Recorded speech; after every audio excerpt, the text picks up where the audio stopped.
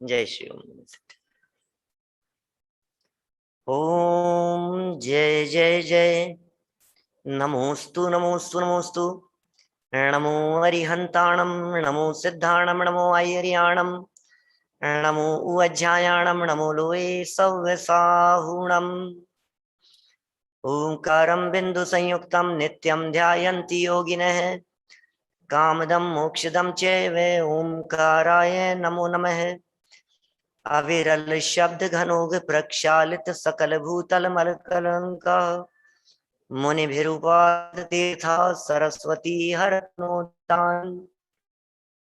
अज्ञान तिमिरांधानां ज्ञानांजन शलाकया चक्षुरुन्मिलितं येन तस्मै श्री गुरुवे नमः। श्री परम गुरुवे नमः। परंपराचार्य गुरुवे नमः। सकल कलुष विध्वंसकम श्रेयसां परिवर्धकम धर्म संबंधकम भव्य जीव मनः प्रतिबोधकारकम पुण्य प्रकाशकम पाप प्रणाशकमिदं शास्त्रम श्री संयम प्रकाश नामधेयम्।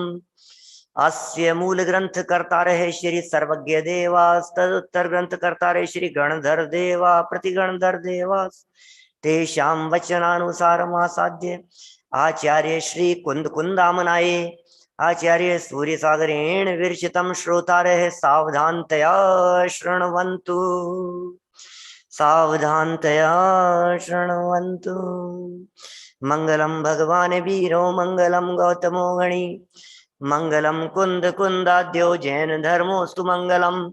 सर्वमंगल मांगल्यम सर्व कल्याणकारिकम प्रधानम सर्वधर्माणां जैनम जयतु शासनम, जैनम जयतु शासनम, जैनम जयतु शासनम।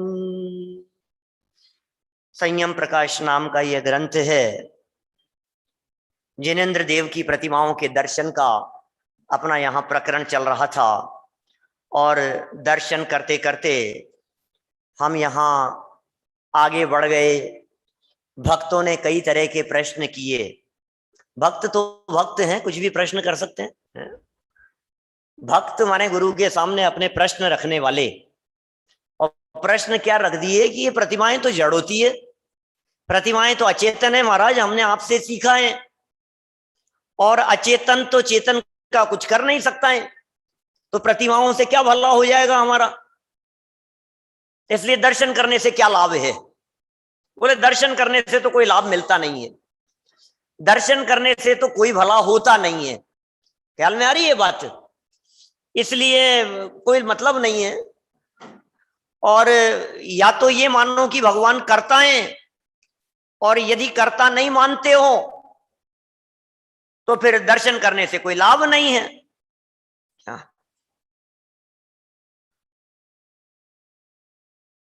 कुछ रुक गया है क्या? कुछ वीडियो रुका है? कुछ क्या हुआ? देखिए क्या बात यहां चल रही है अपनी।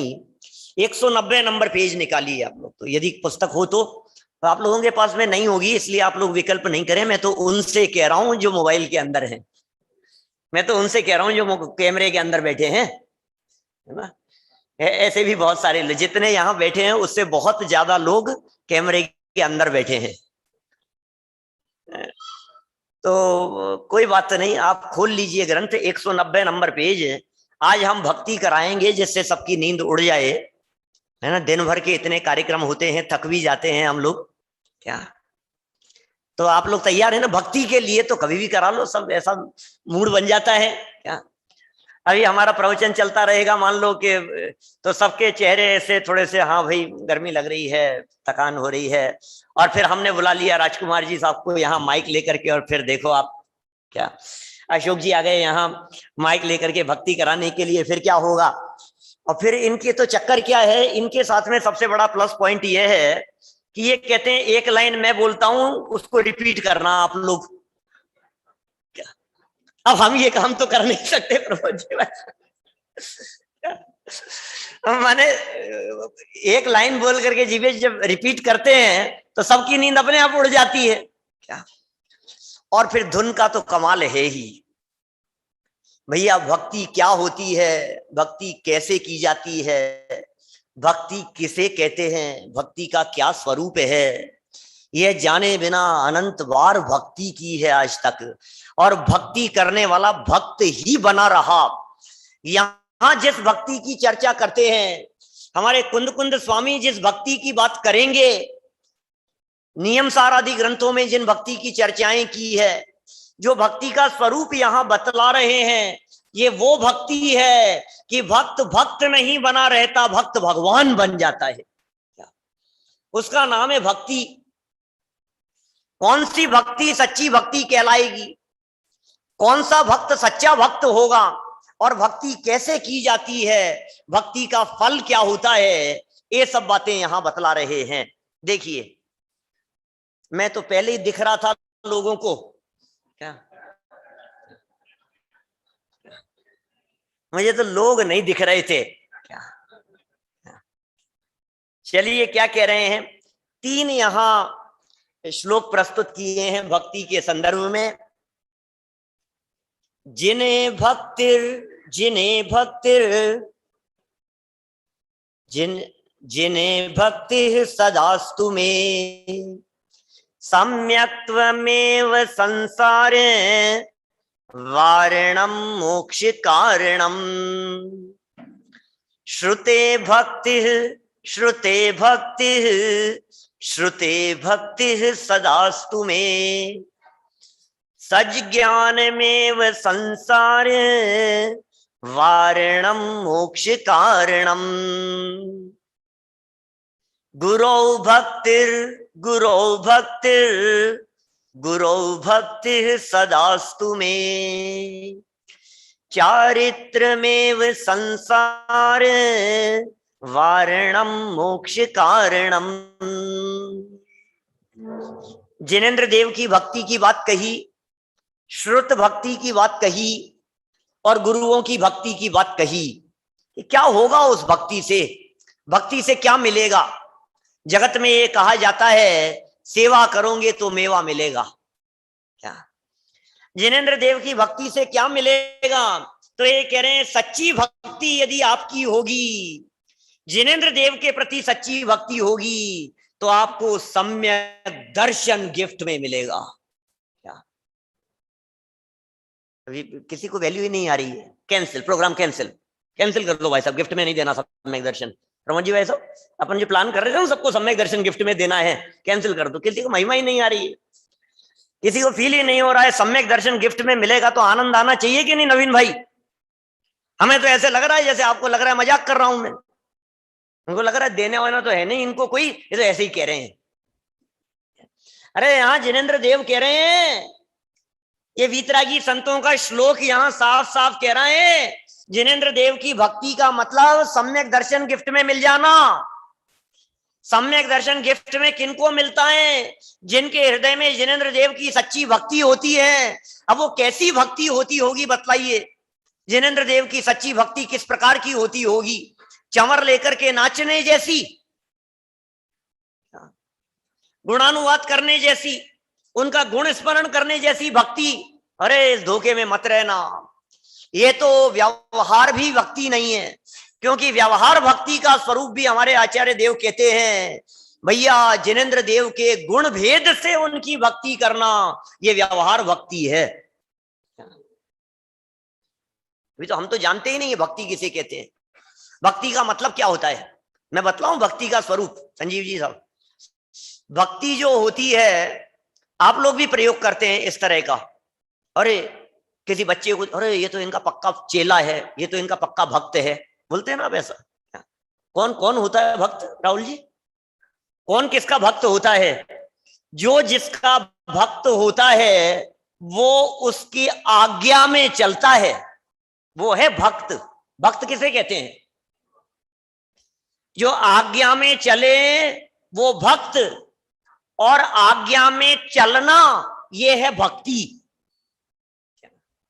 भक्ति किसे कहते हैं, ये भक्ति की परिभाषा होती है धर्मेंद्र जी, जगत में भी ऐसे प्रयोग किए जाते हैं। हम यहाँ जिनेंद्र भक्ति की चर्चा कर रहे हैं, जिनेंद्र देव की भक्ति की बात कर रहे हैं।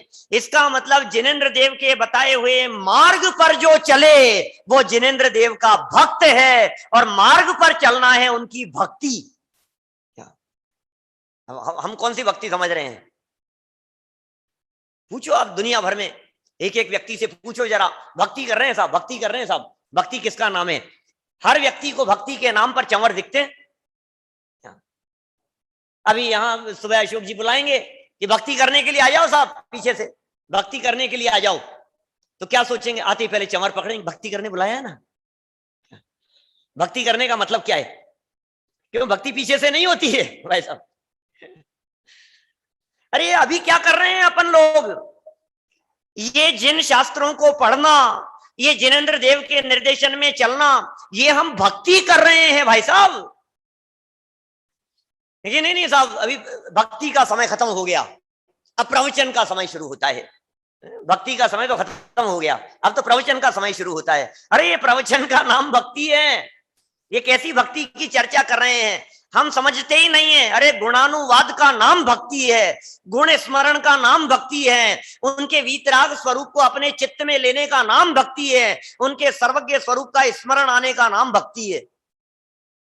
भगवान की भक्ति तो जानते ही नहीं है। दुनिया में इस बाउंड्री के अंदर वाले लोगों की बात नहीं कहता, लेकिन बाउंड्री के बाहर जो लोग हैं, अरे बाहर भी जो लोग बैठे हैं खुली हवा में, उनकी भी नहीं कहता। बाउंड्री मतलब इस कैंपस के बाहर वालों की बात करो।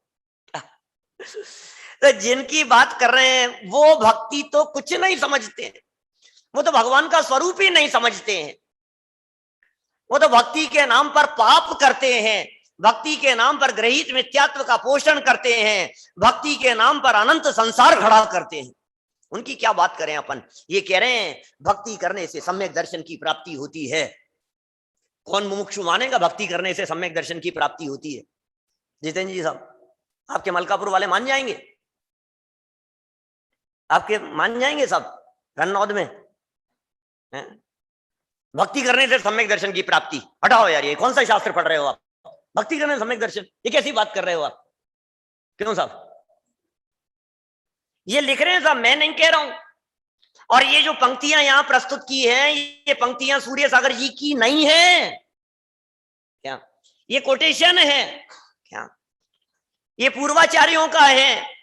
वे कह रहे हैं भक्ति से सम्यक दर्शन की प्राप्ति होती है, जिनेंद्र देव की भक्ति से सम्यक दर्शन की प्राप्ति होती है। अरे कुंद कुंदाचार्य देव ने अनंत देव की भक्ति की से सम्यक दर्शन बतलाया है। ख्याल में आ गया होगा ना? क्या सुरेंद्र जी साहब आ गया होगा ना ख्याल में? जो जान दे अरहंतम दवत्त गुणत्त पज्जयते हम, सो जान दे अप्पाणम मोह खलु यादि तस्य लयम। ये अरंत भगवान की भक्ति है। कुंद कुंदाचार्य देव तो ऐसी भक्ति करते हैं भाई साहब। अरहंत भगवान को जो द्रव्य से जानता है, जो गुण से जानता है, जो पर्याय से जानता है, क्या जो अरहंत भगवान को द्रव्य पने, पने शब्द है, दवत्त गुणत्त पज्जयते हम, ये अरहंतों की भक्ति है। अरहंतों की सच्ची भक्ति करने वाले व्यक्ति के जीवन में ग्रहित मिथ्यात्व नहीं हो सकता। अरहंतों के अंतरंग स्वरूप को पहचानने वाले के जीवन में अग्रहित मिथ्यात्व नहीं रह सकता है। सम्यक दर्शन की प्राप्ति होती है। ये कितना सुंदर श्लोक लिखा है यहाँ। जिन्हें भक्ति सदास्तु में सम्यक्त्वमेव संसार वारणम मोक्ष कारणम। क्या भगवान जिनेंद्र की भक्ति सदा मेरे हृदय में उत्पन्न हो, जिसके द्वारा संसार को नाश करने वाले और मोक्ष को प्राप्त कराने वाले सम्यक दर्शन की प्राप्ति होती है। वाह, इसके द्वारा सम्यक दर्शन की प्राप्ति होती है। भक्ति से सम्यक दर्शन दुनिया भर में पता नहीं किस किस से हो रहे हैं क्या। अब भक्ति से सम्यक दर्शन सुनकर के लोग कोई सगुण भक्ति की बात करें, निर्गुण भक्ति की बात करें, दुनिया भर में अलग अलग प्रकार की भक्तियां चलती है। अरे भैया, भक्ति से सम्यक दर्शन तो होता है, लेकिन भक्ति को समझना पड़ेगा। बिना भक्ति को समझे हुए भक्ति करना मत। जैन दर्शन समझ पूर्वक करने का नाम है। आप कुछ भी कीजिए, लेकिन समझ पूर्वक कीजिए। बिना विचारे जो करे सो पीछे पछताए, और काम बिगाड़े आपनो जग में होत हंसाए। क्या? बिना विचारे जो करे, बिना विचारे जो करे, क्या विचारी तो नहीं करता है। और हमारे श्रीमद राजचंद्र जी साहब कहते हैं, कर विचार तो पाम। टोडरमल जी साहब कहते हैं, देखो तत्व विचार की महिमा। ओह, विचार की महिमा है साहब, विचार की महिमा। विचार विचार करो, विचार करो। गजब हो गया भाई साहब, विचार के लिए कह रहे हैं। बिना विचारे करेगा तो पछताएगा, और विचार करके करेगा तो निश्चित तौर पर सदगति की प्राप्ति होगी, उत्तम कार्य कर पाएगा। विचारी तो नहीं करता है, ये इतने ताम झाम में उलझा रहता है, इतने ताम झाम में फंसा रहता है कि इसे विचार करने का तो समय नहीं मिलता, विचार करने की तो फुर्सत ही नहीं मिलती। मैं कहता हूं कभी ऐसा, ये शादी विवाह के समय में बैंड बाजे क्यों बजाते हैं, ये ढोल नगाड़े क्यों बजाते हैं, राहुल जी नहीं पता? अरे अपनी शादियों में नहीं बजे होते तो आज यहां नहीं बैठे होते इस तरह से। क्या भाई, विचार कर ले वे ये दुल्हे दुल्हन। क्या समझ में आ रही है बात? इनको राग रंग में, इनको नाच गाने में, इनको बैंड बाजे वालों के साथ में, इनको ढोल बाजे वालों के साथ में, इनको म्यूजिक में इस तरह से उलझाए रखो, इस तरह से फंसाए रखो कि ये विचार नहीं कर।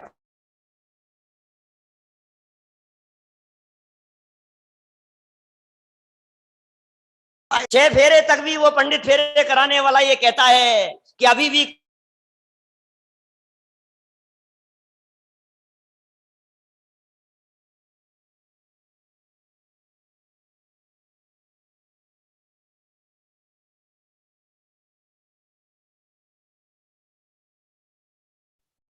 इसका मतलब 7वें के बाद बिगड़ने वाला है।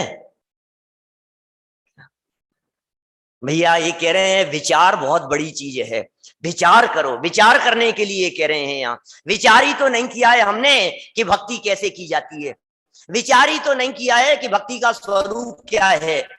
यदि एक बार भी जिनेंद्र देव के स्वरूप के बारे में विचार कर लिया होता, बहिरंग स्वरूप का विचार कर लिया होता, तो जीवन में कभी ग्रहित मिथ्यात्व नहीं रहता, और अंतरंग स्वरूप का यदि विचार कर लिया होता तो अग्रहित मिथ्यात्व नहीं रहता। अंतरंग स्वरूप माने द्रव्य गुण पर्याय से विचार, क्या, और बहिरंग स्वरूप माने बाह्य जो मुद्रा दिखाई दे रही है इसका विचार। विचार करेगा तो सम्यक दर्शन की प्राप्ति हो जाएगी, इसका नाम है भक्ति। देखो आगे बढ़ते हैं, सामने सभा दिखती है तो ऐसा होता है यहीं रुक जाओ, लेकिन हमारे सामने भी तो सभा है ना, प्रकरण तो आगे बहुत अच्छे अच्छे और आने वाले हैं। देखो आगे श्रुत भक्ति की बात करते हैं। शास्त्र की भी भक्ति होती है क्या? कि हाँ होती है ना, कि भैया 3 भक्ति करेंगे अपन, अशोक जी भक्ति 3 करेंगे। एक देव भक्ति, अब एक शास्त्र भक्ति ले लो भाई साहब, और दोपहर में गुरु भक्ति ली थी आपने, एक गुरु भक्ति ले लो। वीतरागी संतों का ये बड़ा उपकार है, ये गुरु भक्ति कर लो। अब शास्त्र भक्ति कर लो, बीच में शास्त्र भक्ति की चर्चा कर रहे हैं, कैसे होगी शास्त्र भक्ति? तो जरा सुनो शास्त्र भक्ति किसे कहते हैं। ये लिख रहे हैं, भगवान तीर्थंकर के द्वारा निरूपित प्रथमानुयोग, करणानुयोग, चरणानुयोग और द्रव्यानुयोग रूप द्वादशांग शास्त्रों की भक्ति हमारे हृदय में उत्पन्न हो, जिसके द्वारा संसार को नाश करने वाले और मोक्ष को प्राप्त कराने वाले सम्यक ज्ञान की प्राप्ति होती है। इसका नाम शास्त्र भक्ति है। शास्त्र भक्ति से सम्यक ज्ञान की प्राप्ति होती है, शास्त्र भक्ति से संसार का नाश होता है। शास्त्र भक्ति चारों अनुयोगों के ग्रंथों को पढ़ने का नाम है। भक्ति क्या होता है? दिन में राकेश जी भाई साहब बतला रहे थे, 40 साल पुरानी घटना, जनवाणी को निकालते थे श्रुत पंचमी के दिन, भक्ति करते थे और अर्घ चढ़ा करके वापस उन्हें पलासने में लपेट करके अलमारियों में धर देते थे। और क्या हो गया कि श्रुत पंचमी मना ली हमने, हो गई ना भक्ति। यही है ना शास्त्र भक्ति, शास्त्रों को पढ़ना शास्त्रों की भक्ति है। गुरुओं के बताए हुए मार्ग पर चलना गुरुओं की भक्ति है। भगवान की देशना को अंतरंग में स्वीकार करना ये भगवान की भक्ति है। भगवान की माने नहीं और कहता रहे कि हम तो भगवान को मानते हैं, तो काम थोड़ी ना चलेगा। क्या वही दो वाक्य, महावीर भगवान को मानते हो या नहीं, क्या सिमंदर भगवान को मानते हो या नहीं, ये भी बड़ा चक्कर चला है आजकल। क्या सिमंदर भगवान तो मुमुक्षुओं के भगवान है, क्या तो बड़ा चक्कर है, दुनिया है भाई साहब। अब भगवान भी इधर उधर हो गए, कोई बात नहीं, हमें ऐतराज थोड़ी नहीं, हम तो खुश हैं इस बात से। इसमें क्या हो गया, हमें तो जीवंत भगवान मिले हैं, साक्षात विराजमान है, समव शरण सहित सीमंदर आदि विद्यमान 20 तीर्थंकर, और अकेले सीमंदर भगवान ही नहीं, हमें तो यहां इस जिन मंदिर में 20 के 20 मिल गए हैं। वर्तमान में 20 तीर्थंकर विराजमान मौजूद हैं, ये 20 तीर्थंकर। अरे सीमंदर भगवान की भक्ति कैसे हुए, उनकी भक्ति ये भक्तों ने बांट दिया उनको, सीमंदर भगवान की। और इनके तो सीमंदर भगवान, इनके तो परदेशी, इनके भगवान भी विदेशी हैं साहब, इनके तो हर काम बहुत अच्छा होता है, इनके तो हर चीज, इनके मंदिर बहुत चमकते हैं, इनके तो बाहर से बहुत पैसा आता है, पैसा क्या बाहर से आता है, इनके तो भगवान भी बात रखे हैं। विदेश क्षेत्र वाले हैं भैया। यहाँ जो बात कह रहे हैं, ये जिस भक्ति की बात कह रहे हैं, ये करणानुयोग की भक्ति क्या होगी बताओ, चरणानुयोग की भक्ति क्या होगी, चरणानुयोग जीवन में उतर जाए, ये चरणानुयोग की भक्ति है। करणानुयोग हृदय से स्वीकार हो, ये करणानुयोग की भक्ति है। प्रथमानुयोग की कथाओं के ऊपर प्रश्न चिन्ह खड़ा नहीं हो, ये प्रथमानुयोग की भक्ति है। द्रव्यानुयोग हमारे जीवन का अंग बन जाए, ये द्रव्यानुयोग की भक्ति है। शास्त्र भक्ति किसका नाम है, गाने का नाम भक्ति थोड़ी ना है। यदि गाने का नाम भक्ति होगा तब तो फिर हमारे यहाँ ये 4 ही लोग भक्ति कर पाएंगे, फिर हम तो चुपचाप बैठे रहेंगे, हम तो भक्ति कर ही नहीं सकते। राकेश जी वैसे आप तो कर लेते हैं, हम तो नहीं कर पाएंगे। क्या यदि गाने का नाम भक्ति होगा तो क्या होगा, फिर तो जिसका गला अच्छा है वही भक्ति करेगा, बिना अच्छे गले वाला तो भक्ति कर ही नहीं पाएगा ना। फिर हमारा क्या होगा, फिर भक्ति से यदि मुक्ति की प्राप्ति होती है, भक्ति से यदि तिर जाएंगे तो हमारा क्या होगा। अरे भाई, जवान से भक्ति तो तुम कर नहीं सकते हो, असली भक्ति तो हृदय में होती है, अंदर में होती है, परिणामों में होती है। जवान से भक्ति को भक्ति कहते नहीं है, और जवान से भक्ति करने की पराधीनता हमारे यहाँ जैन परंपरा में है नहीं। जवान से भक्ति की पराधीनता का क्या सवाल है, इसमें कौन सी पराधीनता की बात कर रहे हो आप। यहाँ परतंत्रता का काम नहीं है, गला काम नहीं करे तो भक्ति का क्या होगा। बनारसी दास जी ने लिखा, अंतिम छंद जब जवान काम नहीं करती थी उस समय, आत्मकथानक में लिखा उन्होंने, अर्ध कथानक में, ज्ञान कुत का हाथ मारी अरि मोहना, प्रगट्यो रूप स्वरूप जो अनुपम सोहना, या पर यह को अंत सुनिश्चित जानना, चले बनारसी दास फिर नहीं आवना। ये भक्ति है, ये जवान नहीं हिल रही है, एक शब्द बोल नहीं पा रहे हैं, ये कैसी भक्ति होगी बनारसी दास जी की।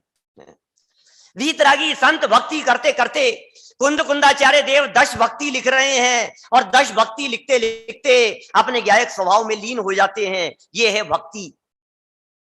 एक होती है भेद रूप भक्ति, एक होती है अभेद रूप भक्ति। भेद रूप भक्ति को व्यवहार भक्ति कहते हैं, और अपना उपयोग अपने गायक भगवान आत्मा के साथ में जब सदा के लिए जुड़ जाए उसे अभेद भक्ति कहते हैं। क्या भेद रूप भक्ति का फल स्वर्ग है, और अपने आप से अभेद भक्ति का फल निर्वाण की प्राप्ति।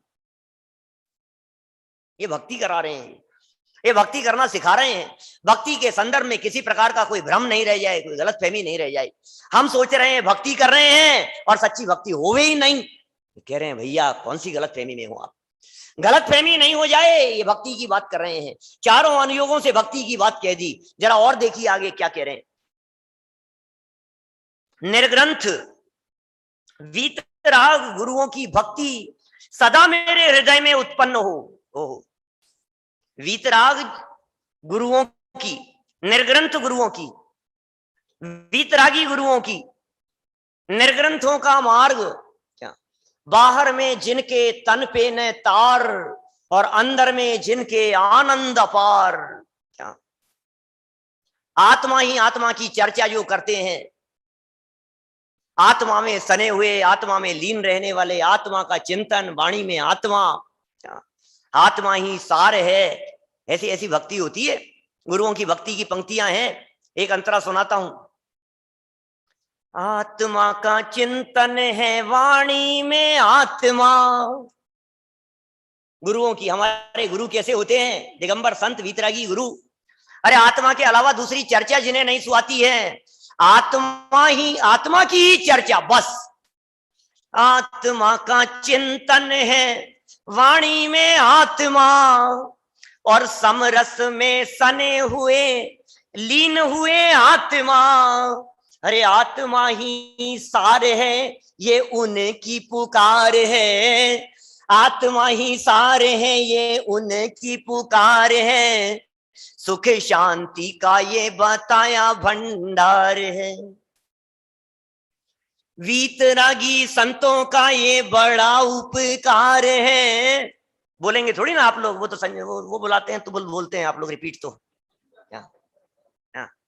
हम बोलेंगे तो रिपीट कोई नहीं करेगा क्या? वीतरागी संतों का ये बड़ा उपकार है। सुख शांति का ये बताया भंडार है। मुझे भी आ गया भाई साहब नींद उड़ाना क्या? ऐसे उड़ती है नींद, अब पता लगा मेरे को। चलो क्या कह रहे हैं, कैसी गजब की बात है भाई साहब। सुख और शांति का मार्ग बतलाया है इन वीतरागी संतों ने। अरे जिसे सुख और शांति का मार्ग मिला हो, उसके हृदय में वीतरागी गुरुओं के प्रति भक्ति हो नहीं, ऐसा कैसे हो सकता है? क्या कोई ये कहे कि भैया आप इनकी भक्ति नहीं करते हो, आप इनको नहीं मानते हो? अरे हम क्या बात बतलाएं आपको। गुरुदेव श्री तो कहा करते थे, भैया हम तो दिगंबर संतों के दासानुदास हैं, हम तो वीतरागी मुनिराजों के दासानुदास हैं। क्या हम तो उनकी धूल की बराबरी नहीं कर सकते हैं। क्या कब ऐसा अवसर आए जब ऐसे वीतरागी संतों की भक्ति का अवसर मिले, जब उनके चरणों का समागम मिले, जब उनके चरणों का सानिध्य मिले। संत साधु वन के विचरूं वह घड़ी कब आएगी, चल पड़ूं मैं मोक्ष पथ पर वह घड़ी कब आएगी। कब आएगा वो अवसर, इसे भक्ति कहकर के पुकार रहे। वीतरागी गुरुओं की भक्ति सदा मेरे हृदय में उत्पन्न हो कि क्या होगा इससे, कि जिसके द्वारा संसार को नाश करने वाले और मोक्ष को प्राप्त कराने वाले सम्यक चारित्र की प्राप्ति होती है। इसके द्वारा सम्यक चारित्र की प्राप्ति होती है। निष्कर्ष यह है कि जिन प्रतिमा को आदर्श मानकर उनकी भक्ति करने से हमारी आत्मिक प्रवृत्ति, व्यवहार भक्ति की बात कर रहे हैं, हमारी आत्मिक प्रवृत्ति अशुभ, मिथ्यात्व, अन्याय और अभक्ष्य से हटकर सम्यक दर्शन, सम्यक ज्ञान और सम्यक चारित्र में प्रवृत्त होती है, जो कि स्वर्ग एवं मोक्ष की कारण है। रत्नत्रय भक्ति है भाई साहब, रत्नत्रय धारण कर लेने वाला भक्त है सच्चा भक्त। भक्ति से जब नृत्य गान होता है ना, ये सौदर में इंद्र ऐसे ही आकर के नहीं नाचता है। पै सुरनाथ जजे हैं, ये जो बात कही है छेड़ाला में, क्यों आखिर क्यों सम्यक दृष्टियों की भक्ति हो रही है, क्यों सम्यक दृष्टियों की पूछ हो रही है? ऐसा क्या हो गया है? यमपाल चांडाल की सुरक्षा करने के लिए स्वर्ग के देव क्यों आ गए? ऐसा क्या हो गया? सीता की अग्नि परीक्षा के समय स्वर्ग के देवों ने आखिर पुष्प वृष्टि क्यों कर दी? बताओ तो सही, ऐसा क्या था सीता में, क्या देखा? क्या सेठ सुदर्शन सूली पर चढ़ा रहे थे और सूली सिंहासन में बदल गई, ये क्या हो गया? देवलोग पुष्प वृष्टि करने लगे, किस लिए? ये भक्ति है भाई साहब। ये देवलोग क्यों पुष्प वृष्टि कर रहे हैं? ये देवलोग क्यों यमपाल चांडाल को बचाने के लिए आ गए हैं? ये देवलोग क्यों पुष्प वृष्टि कर रहे हैं? एक ही कारण है, जिसने अपने गायक स्वभाव का अवलंबन किया, देवलोग उसके चरणों में आकर के झुकते हैं। सीता में कुछ नहीं था ऐसा, समझ में आ रही है बात? यमपाल चांडाल सेठ सुदर्शन में कुछ नहीं था साहब, हम आप जैसे ही थे। तो फिर क्या हुआ था? बस इतना फर्क था कि उन्होंने अपनी परिणति का अवलंबन अपने त्रिकाली ध्रुव गायक भगवान आत्मा को दे दिया। अरे जो परिणति गायक की तरफ झुकी वो परिणति पूज्य हो गई। जिस पर्याय ने अपने त्रिकाली ध्रुव का अवलंबन लिया वो पर्याय भी पूज्य हो गई, पूजनीय हो गई। अरे प्रभु, आप प्रभु कैसे बन गए? भक्त भगवान से प्रश्न कर रहा है, प्रभु क्या हुआ? साथ साथ तो निकले थे निगोद से, बहुत लंबा समय अपन लोगों ने निगोद में बिताया था। क्या महावीर भगवान से कह सकते हैं अपन, सिकंदर भगवान से भी कह सकते हैं, बहुत लंबा समय बिताया है हमने सिकंदर भगवान के साथ। क्या बात कर रहे हो पंडित जी? हाँ हाँ सच कह रहे हैं राहुल जी, सब नित्य निगोद से निकले हैं। जितने जीव यहां विराजमान है ना, ये सब, और जितने सिद्धालय में चले गए हैं वे भी सब, क्या सब का फाइनल स्थान जो नीचे से जो था हेडक्वार्टर, वो था नित्य निगोद। वहां से निकले थे। काल अनंत निगोध मंझार, बीत्यो एकेंद्री तनधार। अनंत काल अनंत काल अनंत अनंत काल अनंत काल अनंत अनंत काल सबने निगोध में बिताया। तो साथ में बिताया था कि नहीं? में बिताया। अब क्या होगा? अब भी साथ चाहिए। अब ये साथ की भावना तो निगोध की भावना होती है भाई साहब। साथ की भावना निगोध की भावना है, और एकत्व की भावना सिद्धालय ले जाने की भावना है। अकेले अकेले जाते हैं सिद्ध दशा की प्राप्ति करने के लिए। ये कह रहे हैं यहाँ रत्नत्रय की प्राप्ति होती है, अन्याय अवक्ष टल जाता है, मिथ्यात्व चला जाता है, अशुभ मिट करके शुभ भी होता है, और शुभ प्रवृत्ति से ऊपर उठ करके शुद्ध की प्राप्ति होती है। इसका नाम है भगवान की सच्ची भक्ति। ये है असली भक्ति। देखिए जरा आगे कुछ और कह रहे हैं। स्वयंभू स्तोत्र की पंक्ति यहां प्रस्तुत कर रहे हैं, समंत भद्राचार्य को प्रस्तुत कर रहे हैं। यहां पर समंत भद्राचार्य देव कैसी भक्ति की बात कर रहे हैं। सुहृत्वाये श्री सुभगत्व मश्नुते द्विषन्, त्वयि प्रत्ययवत् प्रलीयते, भवानुदासान मतस्तयोपि, प्रभो परम चेत्रमिदं तवेहितम्। स्वयंभू स्तोत्र 69 नंबर का यह श्लोक है। हे प्रभु, जो आपकी भक्ति स्तुति करता है, अरे भैया वीतरागियों का जो सच्चा भक्त होगा वो वीतरागियों की भक्ति किए बिना रहेगा नहीं। एक वाक्य कहता हूं, बड़ा मार्मिक, सुनना ध्यान से। वीतरागियों की भक्ति के बिना कोई वीतरागी बन नहीं सकता। जिसके हृदय में वीतरागियों की भक्ति नहीं, वो वीतरागी बन नहीं सकता। और जब तक वीतरागियों की भक्ति है तब तक भी वीतरागी नहीं बन पाएगा। क्या कहा? दो बातें कह दी हमने। वीतरागियों की भक्ति के बिना वीतरागी होने का मार्ग भी शुरू नहीं हो सकता, और वीतरागियों की भक्ति ही करता रहा तो जीवन में कभी वीतरागी बन नहीं पाएगा। पंडित जी कहना क्या चाहते हो, करें कि नहीं करें? क्या करो लेकिन करते ही मत रहो। क्या ज्वेलरी का शोरूम खोलने की भावना भाने वाला व्यक्ति क्या करे कि काम सीख पहले, कि पक्का सीखना पड़ेगा ना। क्या पहले सीखना पड़ेगा। सब जगह पर ऐसा ही होता है। हमें यदि मेडिकल पास करने के बाद यदि हमें अपना क्लिनिक खोलना है तो उसके पहले क्या होगा? इंटर्नशिप करनी पड़ेगी। पक्का? कितने समय?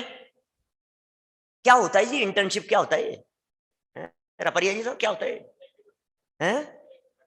प्रैक्टिकल मतलब क्या? मैं समझा नहीं। प्रैक्टिकल मतलब क्या? मतलब मरीज देखें? प्रैक्टिकल तो तभी होगा ना कि नहीं नहीं किसी बड़े डॉक्टर के अंडर में। इंटर्नशिप क्या चीज है? अच्छा ये जरूरी है डॉक्टर बनने के लिए? कि हाँ जरूरी है, लेकिन ध्यान रखना तो उसके अंडर में ही बैठा रहेगा ना तो कभी डॉक्टर नहीं बन पाएगा। बोलो क्या करें? क्या विधि है? विधि क्या है? पद्धति क्या है? और मैं यदि युगल जी बाबू जी साहब को याद करूं इस प्रसंग पर, तो वे तो ये कहते हैं प्रोफेसर की भक्ति करने वाला कभी प्रोफेसर नहीं बन सकता। प्रोफेसर की सच्ची भक्ति क्या है? उसके पांव दबाना उसकी सच्ची भक्ति नहीं है। उसके घर में सब्जी लाना, दौड़ दौड़ करके काम करना। अरे ये तो हमारे प्रोफेसर साहब हैं, इनके तो निर्देशन में इनका तो सब काम करूंगा मैं, दौड़ दौड़ करके सारे काम करूंगा कि बेटा तू नौकरी बना रहेगा, कुछ नहीं बन पाएगा। वीतरागियों की भक्ति में अटक गया तो वीतरागी कभी नहीं बन पाएगा, भक्त ही बना रहेगा। भगवान बनने के लिए वीतरागियों के प्रति भक्ति भी चाहिए, क्योंकि उस भक्ति के बिना वीतरागता का स्वरूप समझ में नहीं आएगा, उस वीतरागता की महिमा नहीं आएगी। जिसके हृदय में वीतरागता की महिमा ही नहीं है वो क्या वीतरागी बनेगा। वीतरागी बनने के पहले वीतरागियों के प्रति भक्ति तो होनी चाहिए। वीतरागियों के प्रति भक्ति के बिना वीतरागता का जन्म होने के चांस ही नहीं है। लेकिन भक्ति में अटकना मत। समंत भद्राचार्य देव देखिए कुछ कह रहे हैं यहां पर, हे प्रभु जो आपकी भक्ति स्तुति करता है उसको स्वर्ग की लक्ष्मी भगवान देते हैं? नहीं देते हैं। तो फिर क्या होगा? हे प्रभु जो आपकी भक्ति स्तुति करता है उसको स्वर्ग की लक्ष्मी अपने आप प्राप्त हो जाती है, और जो आपसे द्वेष कर निंदा ग्रह करता है वह व्याकरण के क्विप प्रत्यय के समान निरर्थक। क्या कह रहे हैं? भगवान के प्रति द्वेष रखे, निंदा ग्रह करे। अरे क्या करना है यार, आप तो प्रवचन ज्यादा रखो यार, क्या विधान विधान करते हो यार। अब ये क्या हो गया? ये समंत भद्राचार्य देव कह रहे हैं, कुछ आदेश दे रहे हैं, भैया सुनो, समौ शरण जब साक्षात लगा था ना यहाँ पर चंद्र पर भगवान का, तब लोग भक्ति करते थे या नहीं? उनकी करते होंगे, सब पूजन करते होंगे कि नहीं? रोज करते होंगे कि पक्का करते होंगे? कि प्रवचन कितने टाइम चलता था? प्रवचन कितनी देर चलता था विनय संघई जी साहब? 6 घड़ी एक बार में? 6 घड़ी तो एक बार में, 6 घड़ी प्रवचन। 6 घड़ी का क्या चक्कर है सुशील जी भाई साहब, सेठी जी? क्या 6 घड़ी का क्या चक्कर है? एक आपकी घड़ी, एक मेरी घड़ी, सबकी 6 लोगों की घड़ी इकट्ठी करो रखो क्या, और फिर घड़ी 6 घड़ी रख करके फिर भक्ति करो। ये 6 घड़ी का क्या चक्कर है? घड़ी माने संजीव जी साहब ध्यान है, 24 मिनट की घड़ी होती है, 24 मिनट की एक घड़ी क्या, और 6 घड़ी का मतलब 2 घंटा 24 मिनट, 144 मिनट हो गए। 24 छिके 144, 144 मतलब 2 घंटा 24 मिनट। तो एक बार यदि उनकी दिव्य ध्वनि खिरती थी तो लगातार नॉन स्टॉप 2 घंटा 24 मिनट चलती थी। हो 2.5 घंटे लगातार सिंगल प्रवचन। कमर भी दुखती होगी लोगों की, नहीं? और वहां चौथे काल की बात है, शयनन भी अच्छा होता होगा जी, शयनन भी अच्छा होता होगा। क्यों भाई साहब? 2.5 घंटे के अंदर तो कमर दुख रही है और 8 घंटे दुकान पर बैठकर, अरे नहीं नहीं। और उसमें भी यदि ग्राहकी अच्छी हो जाए तो फ्रेशनेस महसूस करता है, आज तो मजा आ गया, चेहरा खिले हुए घर पर आता है कि क्या हुआ, ऐसा लगता है जैसे गार्डन से आ रहे हो, ऐसे चेहरे खिले नजर आते हैं। सब रुचि का खेल है और कुछ नहीं है। रुचि होती है तो ऐसे लगता है अरे यार मजा आता है उसमें। 2 घंटे 24 मिनट एक बार में, 3 बार यदि होवे तो 7 घंटा 36 मिनट, 7 घंटा 12 मिनट। 3 बार यदि तीर्थंकर परमात्मा की दिव्य ध्वनि खिरे तो 7 घंटा 12 मिनट, और यदि 4 बार दिव्य ध्वनि हो तो 9 घंटा 36 मिनट एक दिन में। गजब हो गया, 9 घंटा 36 मिनट दिव्य ध्वनि खिर रही है तो लोग खाते पीते भी होंगे, नहाते धोते भी होंगे, घर गृहस्थी के काम भी करते होंगे, सोते भी होंगे, क्या करते होंगे, और फिर पूजन भी करते होंगे। तो कितनी देर पूजन करते होंगे भाई साहब? और यार अब पूजन का तो कहां टाइम, कितना होता होगा?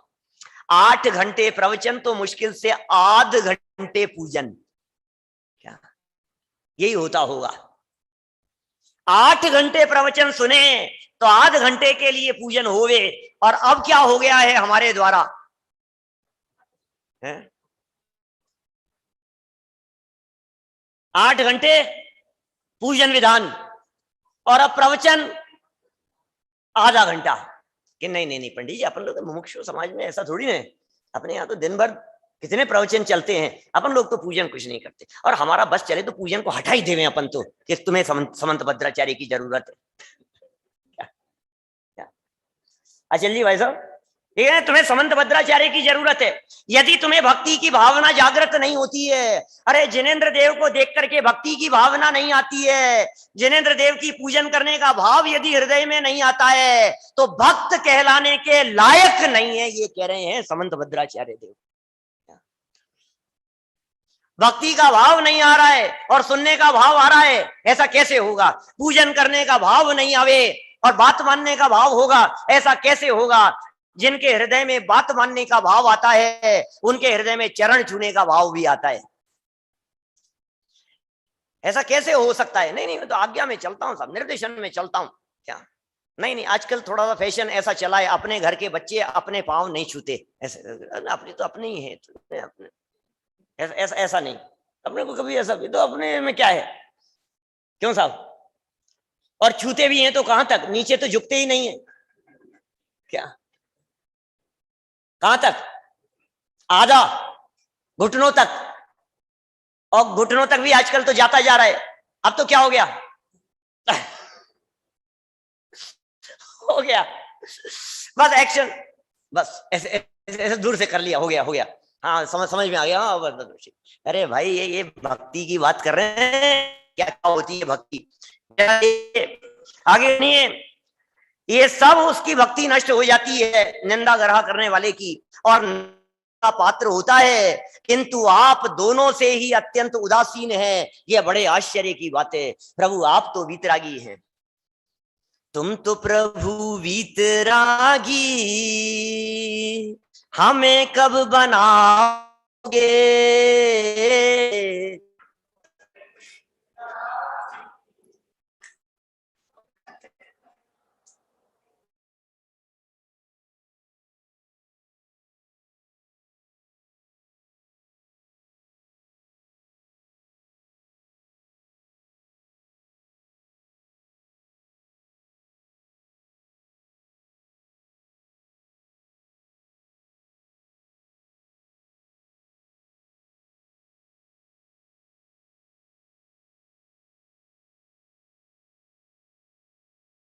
तीर्थ यात्रा के लिए जाएगा, घर से निकल करके तो आस पड़ोस वालों को कहेगा बाबा ने बुलाया है, क्या बुलावा आया है।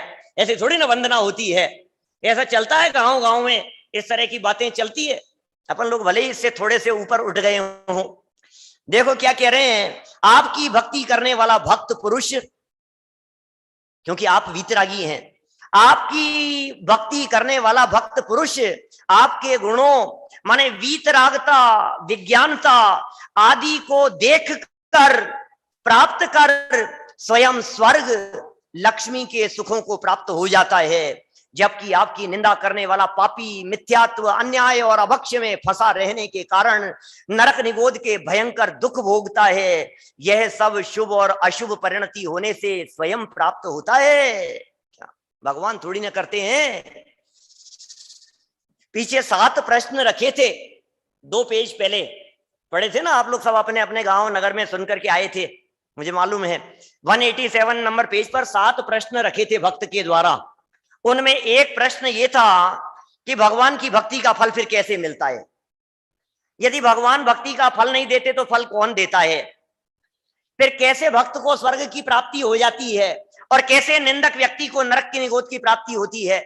भगवान की निंदा करने वाले, आलोचना करने वाले नरक निगोद में कैसे चले जाते हैं, और उनकी भक्ति करने वाले स्वर्गाधिक की प्राप्ति कैसे कर लेते हैं? उसका जवाब समंत भद्राचार्य देव ने किया है, स्वयमेव होता है भैया, भगवान कुछ नहीं करते। हाथ पे हाथ धरे से करना कुछ न रहा जैसे।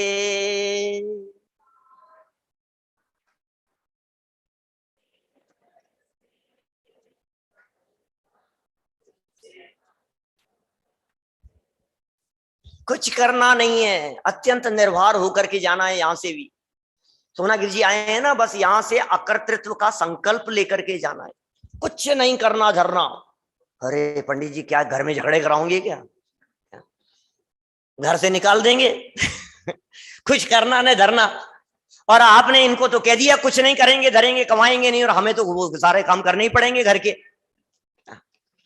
ये घर का काम नहीं करें और ये कमाने का काम नहीं करें तो कैसे चलेगी? अरे भैया, ये तो कह रहे हैं करना धरना कुछ नहीं है, मगन रहना है। ये हमारे अचल जी भाई साहब ये यहाँ रोजाना सिखाते हैं सोनागिरी जी में। क्या है? अचल रहना। क्या? अचल रह करके मगन रहना, कहीं जाना न आना, अचल रहना। देखिए, बड़े गजब गजब के शब्द हैं भाई साहब। भगवान उदासीन है, सच में भगवान उदासीन है, निष्क्रिय द्रव्य है, निष्क्रिय तत्व है। निष्क्रिय तत्व के अवलंबन से सच्ची उदासीनता आती है, ये सच्ची वैराग्य परिणति जागृत होती है, ये सच्ची भक्ति का सच्चा फल है। फिर जो फल मिलेगा वो अपने आप मिल जाएगा। फल की चाह नहीं होती है, फल की चाह में भिखारीपन होता है। जो लोग फल की चाह करते हैं इसका मतलब उनकी वृत्ति भिखारियों जैसी दिखाई देती है, कोई चाह नहीं है। यह सब शुभ और अशुभ परिणति से होने से स्वयं प्राप्त होता है, किंतु हे प्रभु आप दोनों से ही उदासीन रहते हैं। आपकी चेष्टा आश्चर्यजनक है, कहा भी है। क्या कहा है उसके संबंध में? देवान गुरून धर्मम चोपाचरण न व्याकुलमति स्यात्। नीति वाक्यामृत का यह वचन दिया है, सच्चे देव, सच्चे गुरु और दयामयी धर्म की भक्ति करने वाला कभी दुखी नहीं होता।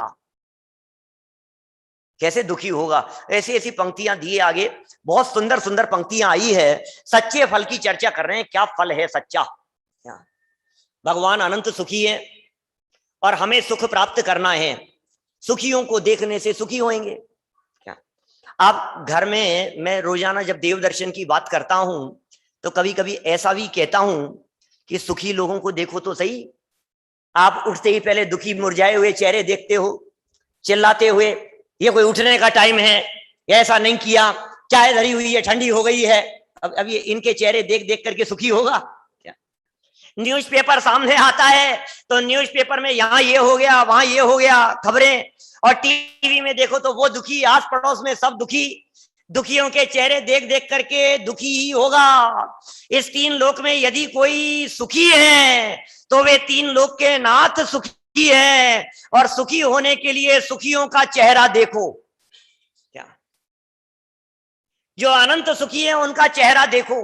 जो लोग उन अनंत सुखी वीतरागी जिनेंद्र देव के दर्शन करते हैं सच में वे सुखी हो जाते हैं। बाकी फल तो स्वयमेव प्राप्त होता है। यही भक्ति का फल है, यही वीतरागता का फल है। ऐसा सच्चा फल यदि हमें प्राप्त करना हो तो सच में यथार्थ भक्ति के स्वरूप को समझेंगे, तभी सच्चे फल को हम प्राप्त हो पाएंगे।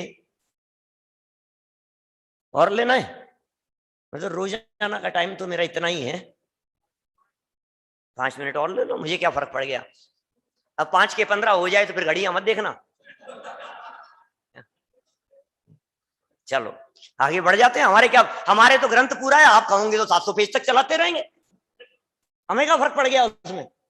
हमारे पास कोई कमी थोड़ी नहीं है, ग्रंथ है पूरा, पढ़ते जाएंगे। आपकी ताकत चाहिए बैठने की। चलो एक भक्ति करा दूं पूरी, वही करा देता हूं जो बोल रहे थे। वीतरागी संतों का ये बड़ा उपकार है, वीतरागी संतों का ये बड़ा उपकार है।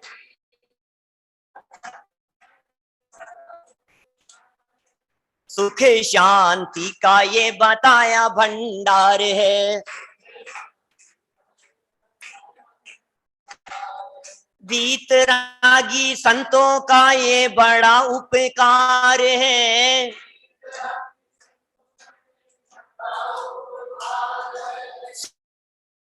ये बताया भंडार है। कैसे होते हैं हमारे वीतरागी संत? अंतर से राग छोड़ा, बाहर से वस्त्र रे,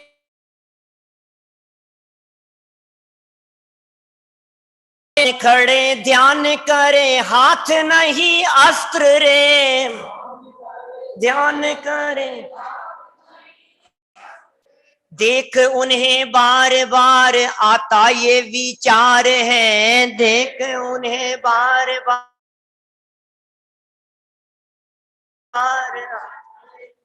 सुख है।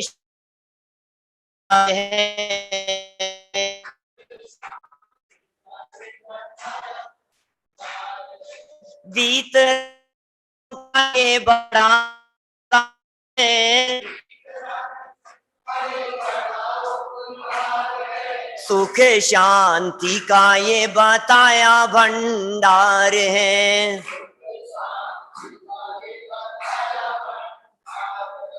अंतर से राग छोड़ा बाहर से वस्त्र रे,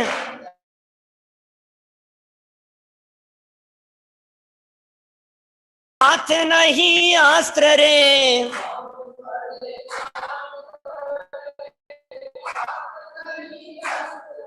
देख उन्हें बार बार आता ये विचार है,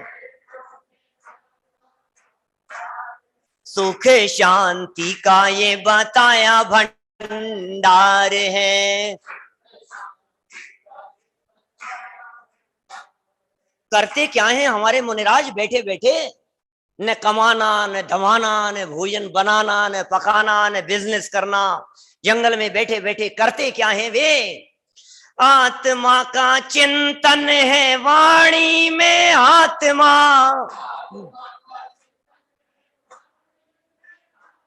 आत्मा का चिंतन है वाणी में आत्मा।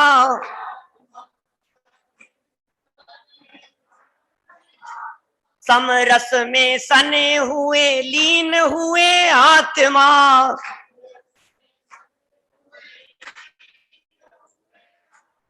अरे आत्मा ही सार है ये उन्हें की पुकार है, सुख शांति का ये बताया भंडार है। वीतरागी संतों का ये बड़ा उपकार है, सुख शांति का ये बताया भंडार है। और लगता कैसा है जब वीतरागी संतों को देखते हैं, जब वीतराग मुद्रा वीतरागी संतों की मुख मुद्रा हमारे सामने आती है तो कैसा लगता है, लगता है मानो कोई चलते फिरते सिद्ध हो,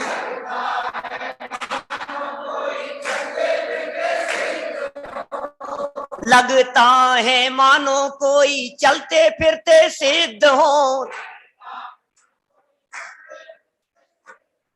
और देखते ही धन्य हुए मिली जैसे निधि हो,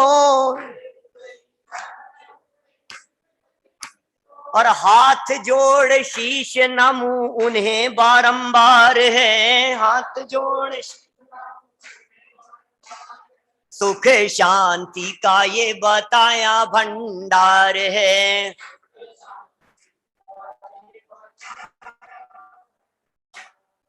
वीतरागी संतों का ये बड़ा उपकार है, सुख शांति का ये बताया भंडार है। वीतरागी संतों का ये बड़ा उपकार है, वीतरागी संतों का ये बड़ा उपकार, वीतरागी संतों का ये बड़ा उपकार है, वीतरागी संतों का ये बड़ा उपकार, सुख शांति का ये बताया भंडार है, सुख शांति का ये बताया भंडार है, सुख शांति का ये बताया भंडार है। जानो परम दिगंबर वीतरागी संतों की जय हो। सजानंदी शुद्ध स्वरूपी अविनाशी ओं आत्म स्वरूप, सजानंदी शुद्ध स्वरूपी अविनाशी हूँ आत्मस्वरूप, सहजानंदी शुद्ध स्वरूपी, अविनाशी हूँ आत्मस्वरूप। जिनवाणी स्तुति के लिए हाँ, अभी अभी अभी इसके बाद भी कार्यक्रम है, सबको ऐसे ही कैसे ज्यों के त्यों बैठना है, इसलिए जिनवाणी स्तुति के बाद फिर अपन सभी कार्यक्रम की भी सूचना और साथ में आज की अगली गोष्ठी की भी अभी हाल में आपको देता हूं। जावाणी के ज्ञान ते सूझे लोकालो, सोवाणी मस्तक नमो सदा देत हूँ ढो। 9 बार नमोकार।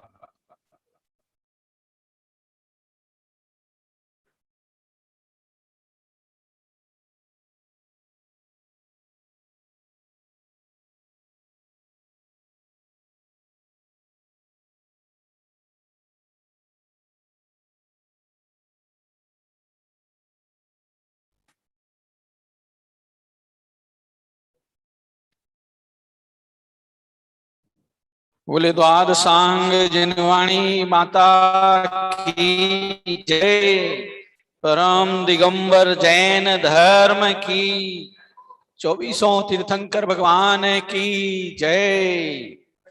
सभी ज्यों के त्यों अपने अपने आसनों पे आसीन हो, बाहर जाने का अभी कोई विकल्प न करें। सब के सब सभी साधर्मी जनों से और अध्यात्म संजीवनी परिवारजनों से, स्वाध्यायी परिवारजनों से अनुरोध है, आप सभी ज्यों के त्यों मंदिर जी में पुनः यहीं आसीन हो।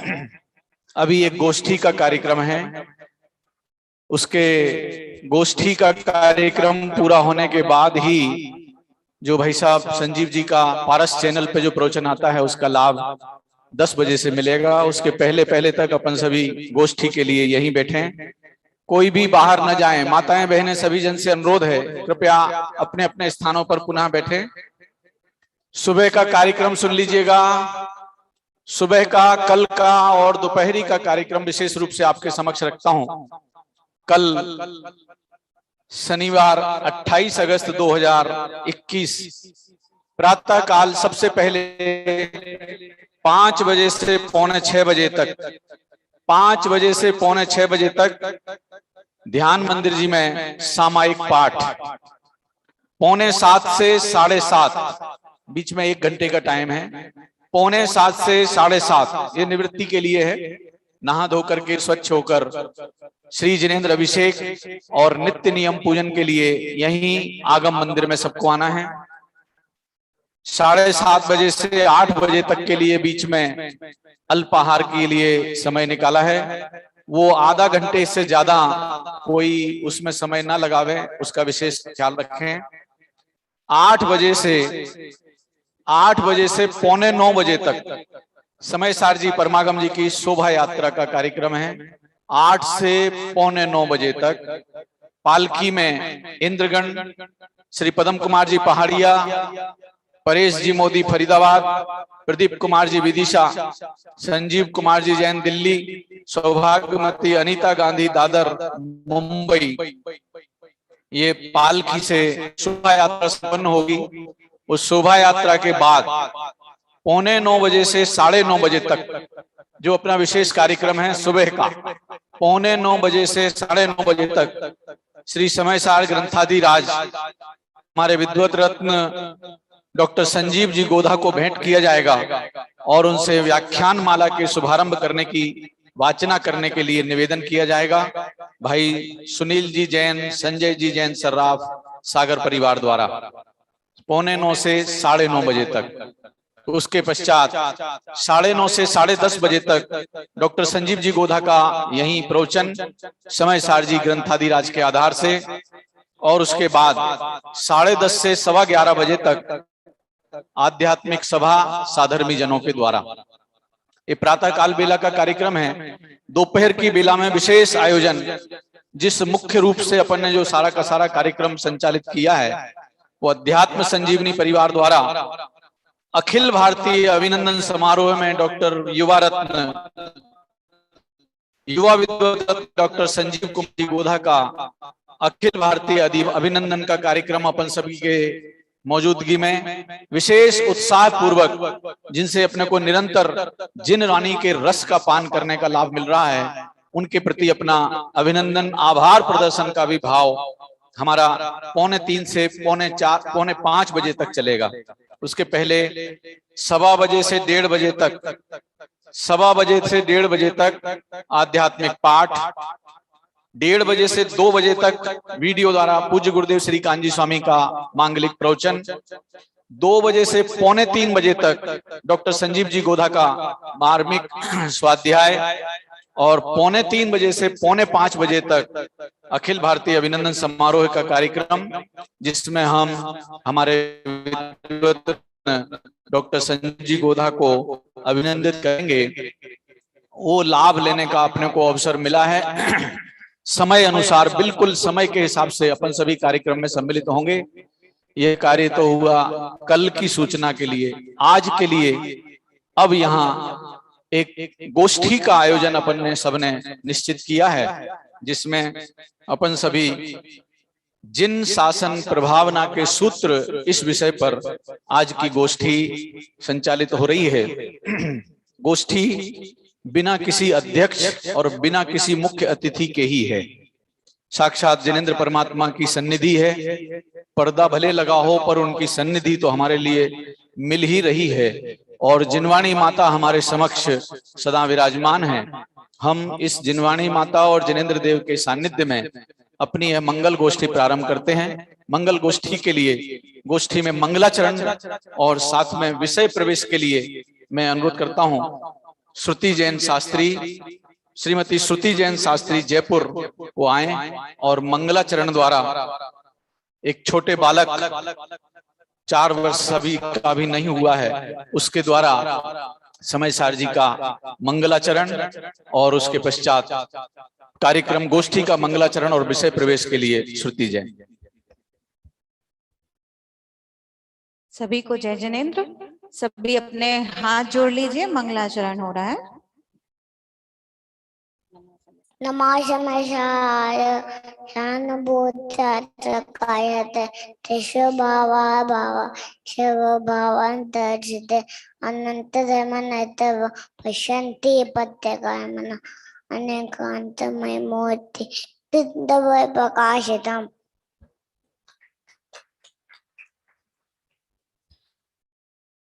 अभी वर्तमान में आदरणीय संजीव जी के प्रवचन के बाद अब हम जो गोष्ठी का लाभ लेने जा रहे हैं, उसका विषय है जिन शासन प्रभावना के सूत्र। उसके लिए एक मंगलाचरण तो हो ही चुका है, फिर भी एक और, सभी जन हाथ जोड़ लीजिए। श्री अरहंत सदा मंगलमय मुक्ति मार्ग का करे प्रकाश, मंगलमय श्री सिद्ध प्रभु जो निज परिणति में करे विलास, शुद्धात्म के मंगल साधक साधु पुरुष की सदा शरण हो। धन्य घड़ी वह धन्य दिवस जब मंगलमय मंगलाचरण हो। धन्य घड़ी वह धन्य दिवस जब मंगलमय मंगलाचरण हो। बोले पंच परमेष्ठी भगवान की जय। गोष्ठी जो होने जा रही है उसमें हालांकि कोई अध्यक्ष नहीं है, फिर भी सम्माननीय आदरणीय हमारे विद्वान पंडित संजीव जी गोधा और भी अनेक विद्वान यहाँ पर विराजमान है वे और समस्त सभाजन।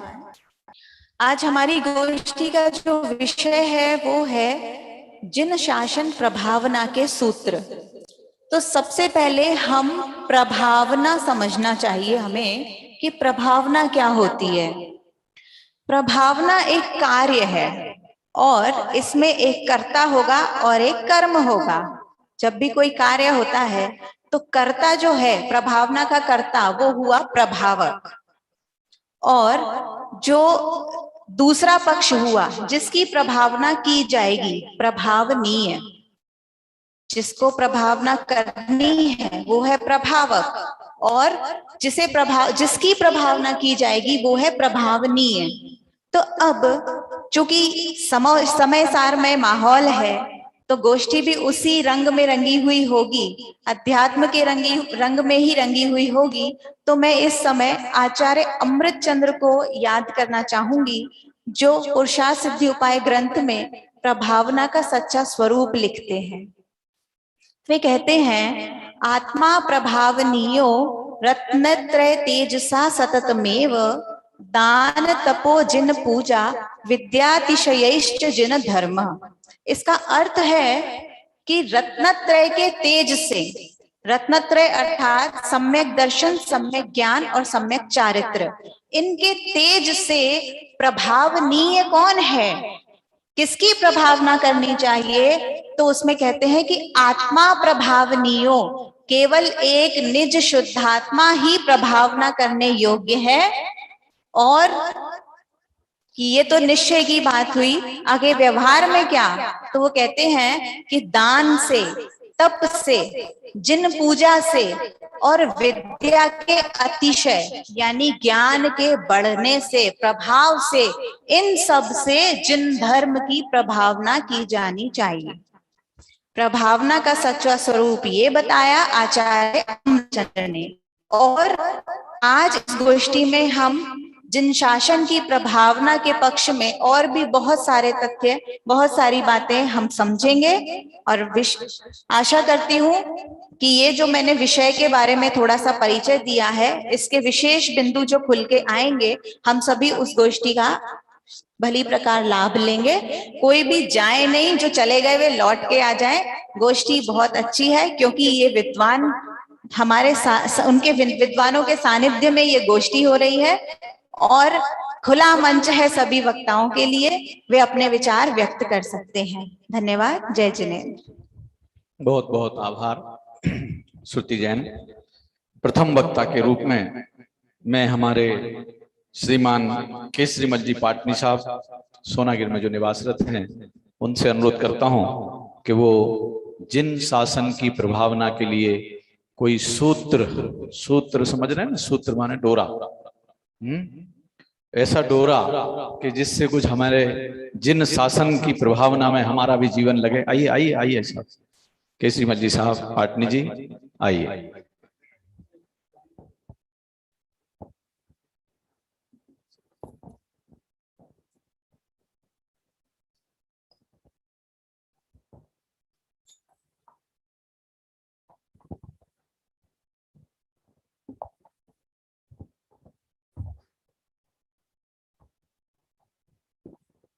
नमः श्री वर्धमानाय निर्धूत का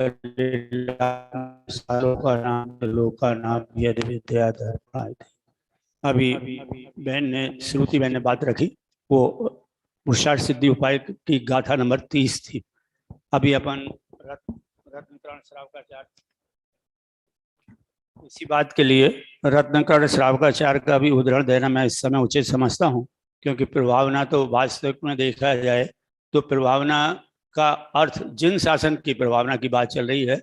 वास्तव में प्रभावना भी दो प्रकार की होती है, निश्चय प्रभावना, एक व्यवहार प्रभावना। निश्चय प्रभावना क्या है, व्यवहार प्रभावना क्या है, ये अभी 30 नंबर के उसके माध्यम से पुरुषार्थ सिद्धि उपाय की गाथा से भी ये बात जाना, रत्नकर्ण श्रावकाचार्य से जानते हैं। और फिर रवीन्द्र जी ने एक प्रभावना नाम का कवित्व लिखा है, वो बहुत ही सुंदर है, उसका भी अपन उदाहरण देंगे। रत्नकर्ण श्रावकाचार्य के आधार से जो बात चल रही है उसको देने से पहले ये अपन जानना चाहते हैं कि प्रभावना जैसा दो प्रकार की प्रभावना होता है। तो एक होता है शारीरिक प्रभावना, जैसे अपन वर्तमान में मनुष्य प्रेम है, तो मनुष्य प्रेम हम क्या जानना चाहते हैं कि मतलब हमारी प्रभावना हो। ये प्रभावना हमारे वर्तमान के पुरुषार्थ से नहीं होती। ये तो अगर पूर्व में पुण्य का उदय है तो सातिशय पुण्य का उदय है, या समझो यश कर्म प्रकृति का उदय है, तो बाहर में नाम प्रसिद्धि गौरव आदि प्राप्त होता है। लेकिन यहाँ तो जिन शासन की प्रभावना से मतलब है, अर्थात निश्चय प्रभावना क्या है। यहाँ गाथा में लेते हैं, गाथा नंबर 18। अज्ञान मेरा व्याप्ति मया कृत यथा विपश्चिम, जिन शासन महात्मा प्रकाश है स्वात्म प्रभावन। हिंदी में उसका अर्थ लिया है कि संसारी जीवों के हृदय में अज्ञान रूपी अंधेरा फैला हुआ है, उसे सच्चे स्वरूप के प्रकाश के दूर करके जिनेंद्र के शासन का महात्मा बतलाना, प्रकाश करना, वही प्रभावना का सम्यक या 8वां अंग है। प्रभावना के संबंधित अंग ज्ञानी को होते हैं। ये सभी अंग निसंकित, निकांक्षित, निर्विचिकित्सा, अमूर्त दृष्टि, उपवन, वात्सल्य, प्रभावना अंतिम गुण है। लेकिन मतलब जब तक दर्शन प्रभावना यथार्थ सिद्धांत ज्ञान नहीं है, निसंकित पना नहीं है, तब तक अनेक कांक्षाओं से होते हुए जीव सही मार्ग पर अर्थात वास्तव में प्रभावना नहीं कर पाता। किसकी प्रभावना? अपनी प्रभावना। भगवान तो कृतकृत हो चुके, अनंत भगवान, सिद्ध भगवान कृतकृत हो गए, आचार उपाध्याय साधु साधना साध रहे हैं, और हम भी उसी मार्ग पर चलते हुए निस्वरूप का अवलंबन लेकर, निःशुद्धात्मा का अवलंबन लेकर वर्णन करते हैं, तो वास्तविक प्रभावना होगी। और वो प्रभावना कैसी होगी? सादी अनंत काल के लिए स्वाभाविक भाव का अवलंबन लेके, जैसे 5 प्रकार के मुक्ति का स्वरूप बताया था, एक स्वभाव से ही मुक्त स्वरूप आत्मा है, ये 5वां था। तो उसमें आधार क्या है? ऐसे शुद्ध स्वभाव का अवलंबन लेते हुए अगर हम वर्णन करते हैं तो वास्तविक प्रभावना है। अरहंतों सिद्धों की प्रभावना नहीं करना, वे तो कृतकृत हो ही चुके हैं। प्रभावना अपने जीवन में करना है, वो भी बाहर में शरीर आदि की प्रभावना नहीं करना, अपने स्वरूप का अवलंबन लेते हुए स्वरूप में स्थित हो, वो प्रभावना है।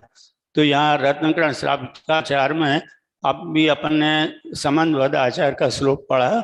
अब सदा सुखलाल जी की टीका पढ़ते हैं, बहुत सुंदर टीका है। अनादिकाल का संसारी जीव सर्वज्ञ वीतराग द्वारा प्रकाशित धर्म को यहाँ जानना। सबसे पहले क्या करना? सर्वज्ञ के द्वारा अपने स्वरूप को जानना, पर के स्वरूप को जानना, फिर अपने स्वरूप को जानकर अपने स्वरूप में स्थित होना, तब हमें धर्म की प्राप्ति या हमारे की प्रभावना बनती है, अर्थात शाश्वत सुख की प्राप्ति होती है। लेकिन अनादिकाल से हमने क्या किया? संसारी जीव सर्वत्र किसी न किसी विकल्पों में उलझकर प्रभावना तो नहीं कर पाए और संसार रूप चतुर्गतियों के ही पात्र बने रहे। आगे लिखा इसमें, इसी कारण से इसे यह भी ज्ञान नहीं है कि मैं कौन हूँ। क्या हुआ? सबसे पहले जानो, किसको जानो? यहाँ टोटल मैंने तो लिया ना पहले प्रथम अध्याय में कि प्रथम श्रोता को ये विचार आता है कि मैं कौन हूँ, मेरा क्या स्वरूप है, मेरे जो परिणाम हो रहे हैं इनका क्या फल लगेगा, आदि आदि। ऐसा विचार न होकर विचार क्या आता है? मैं मनुष्य हूँ, मैं धनवान हूँ, मैं निर्धन हूँ, मैं बीमार हूँ, मैं करोड़पति हूँ, मैं ऐश्वर्यवान हूँ। ऐसे ऐसे विचार आते हैं, जो कि सब कुछ अभी अपन 2 दिन से लगातार सुन रहे हैं, वो क्षणिक संयोग है। वे संयोग बाहर में प्राप्त होते हैं, उनसे न सुख का संबंध है न दुख का संबंध है। जिसे रत्नकरण श्रावकाचार्य में सदा सुखलाल जी ने खोला, इसी कारण से इसे यह भी ज्ञान नहीं है कि मैं कौन हूँ, मेरा स्वरूप कैसा है, मेरा यह यहाँ जन्म नहीं हुआ था, तब मैं कहाँ था, कैसा था, यहाँ मुझे किसने उत्पन्न किया, रात दिन आयु बीतकर नष्ट हो रही है, मुझे करने योग्य क्या है, मेरा हित क्या है, आराधनीय योग कौन है, जीवों को अनेक प्रकार के सुख दुख क्यों होते हैं, देव गुरु धर्म का स्वरूप कैसा है, मृत्यु का जीवन का क्या स्वरूप है। इन बातों पर विचार नहीं होता तो क्या होता है? क्षणिक जो संयोग मिले हैं शरीर आदि, उन्हीं में अपनापना मानकर तन उपजत अपनी उपज जान, तन नसत आपको नाश मान, मैं रंग राव मेरे धन ग्रह गोधन प्रभाव आदि आदि चीजों में जो संयोग में क्षणिक है, संयोग जो शाश्वत स्वभाव भाव है, जो कभी अनेक रूप नहीं होता, एक रूप है, शुद्ध है, त्रिकाल है, शाश्वत है, सदा काल है, उसमें तो अपनापना नहीं, उसका तो विचार नहीं होता और अन्य विचार उठते हैं। तो धर्म प्रभावना क्या? अपना ही हित नहीं हो पाता, और अपना हित होगा तो धर्म प्रभावना या जिन शासन की प्रभावना के द्वारा बताया हुआ, जिन शासन ने बताया हुआ स्वभाव भाव के अवलंबन से ही होगा। और वो अवलंबन लेने का अगर हम प्रयत्न नहीं करते तो अपनी दशा जैसा चतुर्काल अनादि से चतुर्गति और पंच परावर्तन में परिभ्रमण कर रहे हैं, वो परिभ्रमण बना रहेगा। इसलिए जिन धर्म की प्रभावना से जुड़ना। अब जिन धर्म की प्रभावना भी दो प्रकार से बताई। बाहर में तो क्या है, पूजन भजन यात्रा रथ यात्रा आदि यात्रा वंदना आदि ये करें तो इससे बाहर की प्रभावना होती है, लेकिन अंदर की प्रभावना तो स्वभाव भाव का अवलंबन लेने से ही होती है। ऐसे स्वभाव भाव से जुड़े। इसमें और भी विशेष लिखा कि जैसे मैं कौन हूँ, मैं किसका हूँ इत्यादि विचार रहित मोहनी कर्मकृत अंधकार में आच्छादित हो रहे हैं, उसी से उसी में लगे पचे हैं। जो कुछ दिखाई देता है इंद्रियों जन्य उसी को अपना मानकर परिणमन करते हैं, जबकि वो मेरा स्वभाव से भिन्न है। अगर विकार भाव भी उठता है, रागादि भाव भी उठते हैं तो वो मेरे स्वभाव से भिन्न है। यहाँ तो मतलब अंदर की बात को जाने कि वास्तव में मैं वीतराग स्वरूप जीव तत्व हूँ, ज्ञाता दृष्टा हूँ, ऐसा जान मानकर उससे जुड़े तो धर्म की प्रभावना या अपनी प्रभावना होकर शाश्वत मुक्ति का मार्ग मिलता है। लेकिन अगर ऐसा विचार नहीं उठता, कर विचार तो काम, अगर विचार करेगा तो निर्णय में आएगा, लेकिन विचार ही नहीं करें तो निर्णय में नहीं आता। अनादिकाल से इसी प्रकार से परिभ्रमण करते करते हम पर्याय दृष्टि करते ही जीवन बिताया।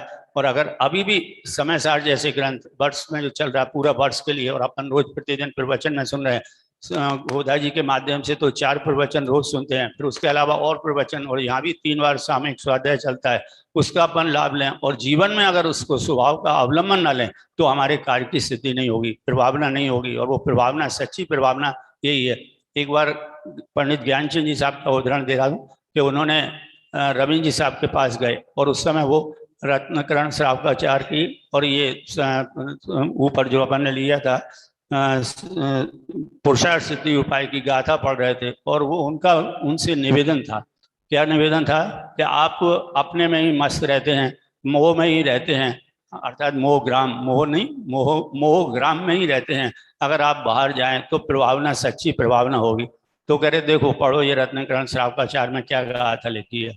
आत्मी प्रभावना, आत्मा की प्रभावना, आत्मा के स्वभाव भाव कर उसको परिणमन करें, वो सच्ची प्रभावना है। फिर बाहर की प्रभावना ठीक है, ये बाहर के व्रत नियम संयम या बाहर में पूजा पाठ आदि सदाचार सरलता सहजता ये गुण आवश्यक हैं, क्योंकि इनकी पात्रता में स्वभाव भाव मंद कषाय के संबंध में उदय में आ सकता है, निर्णय में आ सकता है। तीव्र कषाय में तो निर्णय में नहीं आता। तो ये तो निकट लाने के कारण है, और हम उसी को मोक्ष का कारण, उसी को प्रभावना का कारण, उसी को हित का कारण अगर मान बैठे तो कार्य की सिद्धि नहीं होगी। मतलब ये और विशेष तो बहुत है इसमें। प्रभावना अध्यात्म पाठ मंजूषा में उसमें पढ़े तो 20 पॉइंट उसमें ऐसे आए हैं कि वास्तव में धर्म की प्रभावना कैसे होगी। उसमें 16 पॉइंट तो दिए हैं यथार्थता से और बाहर से, यानी एक कुछ होते हैं अंतरंग कुछ बहिरंग। तो अंतरंग तो 16 कारण दिए, 4 कारण बाहर के कारण दिए हैं कि ऐसा ऐसा न्याय अनीति दुराचार आदि ना करें, सरलता से सहजता हो, तो हमें वास्तव में धर्म धारण पर प्रभावना हो सकती है। ये अगले कोई वक्ता उस आधार से भी लेंगे। मैंने संकेत किया है 5-10 मिनट में या 12 मिनट में वास्तव में इसका प्रभावना जैसी, और वो भी स्वभाव की प्रभावना, जैसे अपन 4-4 घंटे 8-8 घंटे बैठे हैं या स्वाध्याय करें या और ग्रुप में अपन रोज वचन सुने, वो इतना सब कुछ विस्तार आत्म प्रभावना का ही है, जिन धर्म की प्रभावना का ही है। और ऐसा जिन धर्म हमारे जीवन में अपनाया आया तो वास्तव में हम भी सिद्धों की संख्या में सिद्ध चक्र में सम्मिलित होंगे, संसार चक्र से निर्भीत हो पाएंगे। धन्यवाद। बहुत बहुत आभार आदरणीय केसी मज्जी साहब पाटनी का। प्रभावना तो अंतरंग से होती है। हमारी यह गोष्ठी थोड़ी सी रोचक भी रहे और हम सभी को उठ के जाने का विकल्प ना आवे। समय मर्यादा के अंतर्गत ही अपन गोष्ठी संपन्न करेंगे। मैं दूसरे वक्ता के रूप में हमारे बीच ब्रह्मचारी बहन आभा दीदी दरियागंज दिल्ली से आए हैं, उनसे भी अनुरोध करता हूं कि वो लगभग 7-8 मिनट के समय में अपना इस जिन शासन की प्रभावना के मंगलमयी सूत्रों से हमें परिचित कराएं। आइए बहन आभा दीदी।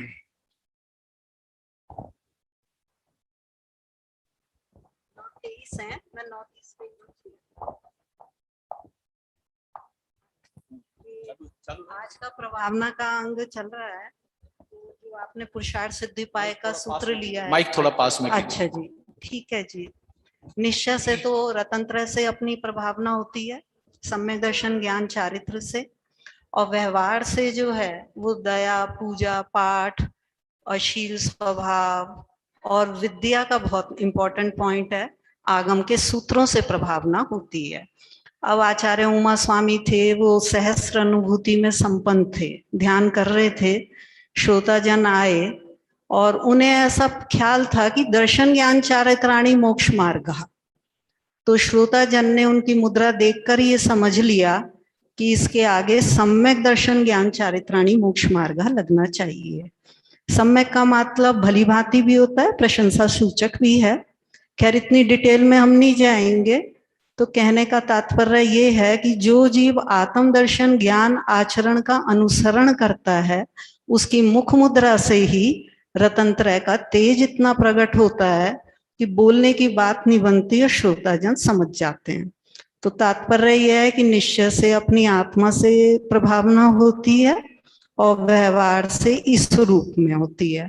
तो व्यवहार से प्रभावना जो होती है, हमें 3 शब्द याद रखना है। स्व लक्ष्य पूर्वक करना है, आत्म हित पूर्वक पर की प्रभावना होती है, अदरवाइज कटु शब्द यह है कि मान लोभ की प्रभावना होती है। जब हमें अपना हित ही नहीं सूझ रहा तो पर का हित क्या सूझेगा? तो उसका संगीकरण टोडरमल जी की भाषा में ये है कि उस भाव का सही नाम दे कि ये मेरे मान लोभ चल रहा है, ये प्रभावना नहीं चल रही है। तो कालांतर में हम सुधर जाएंगे, क्योंकि परिणामों से बंध है और परिणामों से मोक्ष है। मैं 2 मिनट में एक उदाहरण बता रही हूँ, आगम में आया है कि देखिए हमने जिन शासन का बहुत खाया है, जो भी हमारे पास उपकार है, पुण्य की सामग्री है, समय सार की दृष्टि है, वो सिर्फ इस वजह से है कि हमने कभी ना कभी जिन मार्ग की किसी न किसी रूप में तो सेवा करी है। तो हमारा कर्तव्य बनता है कि हम उसका जिन शासन का उपकार उरीण करें। तो वो उरीण करने का उपकार कैसे करें? और ये तो बहुत पुण्यात्मा जीव होता है। आगम में एक शब्द आया तत्प्रायोग्य, मतलब अपने योग्य प्रमाणता लिए हुए। तो जो हमारी योग्यता है हम उस रूप में प्रभावना कर सकते हैं। खाली धन से ही प्रभावना नहीं होती है, भली भांति के वचन बोल के, भली भांति से मार्ग में लगवा के, भली भांति से छात्र पाठशाला जाकर, भली भांति से गाथाओं को बच्चों को याद करवा के।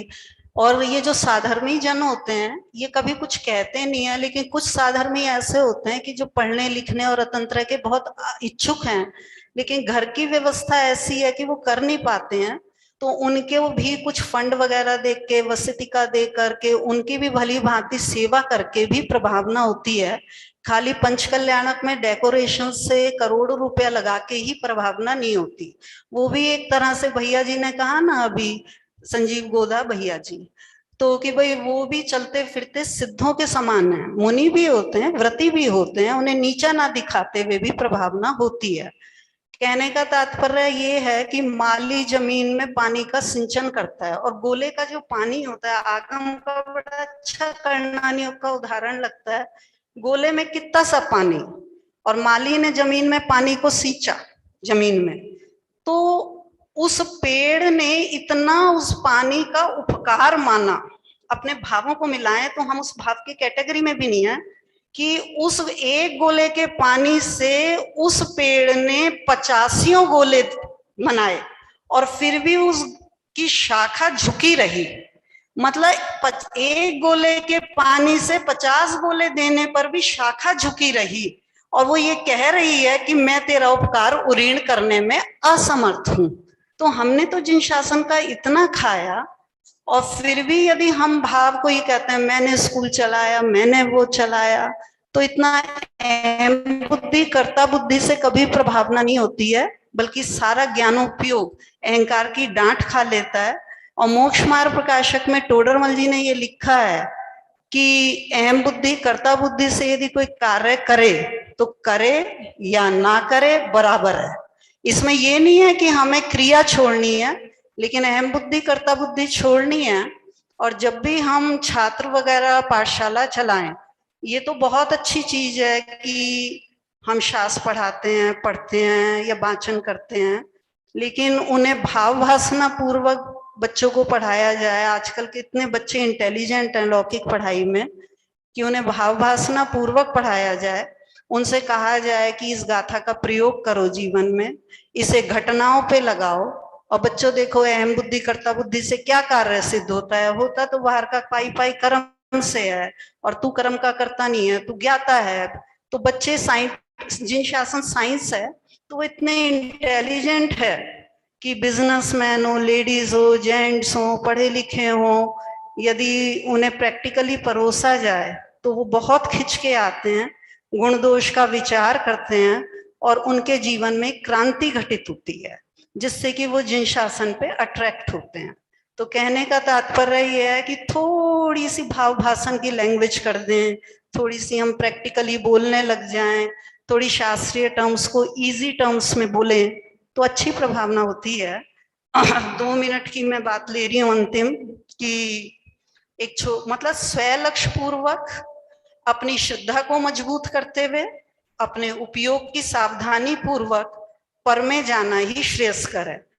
ये नहीं हम अपने को गंवा के जाएं, क्योंकि हमारा आश्रवबंध हमसे है, हमारा संवर निर्जरा हमसे है, वही सच्ची प्रभावना होती है। और आधा या 1.5 मिनट में एक उदाहरण देके मैं खत्म कर रही हूँ कि पॉइंट्स तो बहुत होते हैं प्रभावना के, लेकिन समय की बात देखते हुए, कि एक बार एक राइटर था उसने एक किताब लिखी। जब वो किताब छप के आई तो उस पे लिखा था 3rd एडिशन। तो लोग बहुत घबराए। उन्होंने कहा किताब इतनी अच्छी और 3rd एडिशन क्यों? हिंदी में 3rd एडिशन के कहते हैं तीसरा एडिशन, की मुझे हिंदी नहीं आती है ना, जैसा भी आप है, संस्करण, ठीक है जी। तो उन्होंने ये कहा कि भैया फिर हमारे को इतनी अच्छी किताब है, पहली किताब पहला एडिशन कहाँ है, 2nd एडिशन कहाँ है? तो उन्होंने कहा कि जब किताब के लिए पैसा इकट्ठा हुआ था तो बाढ़ इतनी आ गई थी कि सारा पैसा बाढ़ हटाने में लग गया, और जब दूसरी बार पुस्तक के लिए पैसा इकट्ठा हुआ तो अकाल देश में आ गया था, तो वो दूसरा अकाल में लग गया। अब तीसरी बार जब पैसा कलेक्ट हुआ तो देश में शांति थी। तो ये तीसरे बार के पैसे कलेक्शन से बुक छपवाई गई है, तो इसलिए इस पुस्तक पे 3rd एडिशन लिखा गया है। कहने का मतलब है कि किताब छपवाना बहुत अच्छी चीज है, किसी का चिंतन अच्छा है, किसी का कोई बात है, जिसकी जैसी योग्यता है, सम्मत है सब बात, लेकिन प्रभावना तो प्रैक्टिकल होती है ना। बाढ़ में लोग पीड़ित हैं, अकाल में लोग हो नहीं रहे हैं, किताब हमने छपवा दी। तो आगम में एक वाक्य आता है कि तत्कालीन, तत्कालीन माने उस समय के काल की दवाई तो वही थी ना।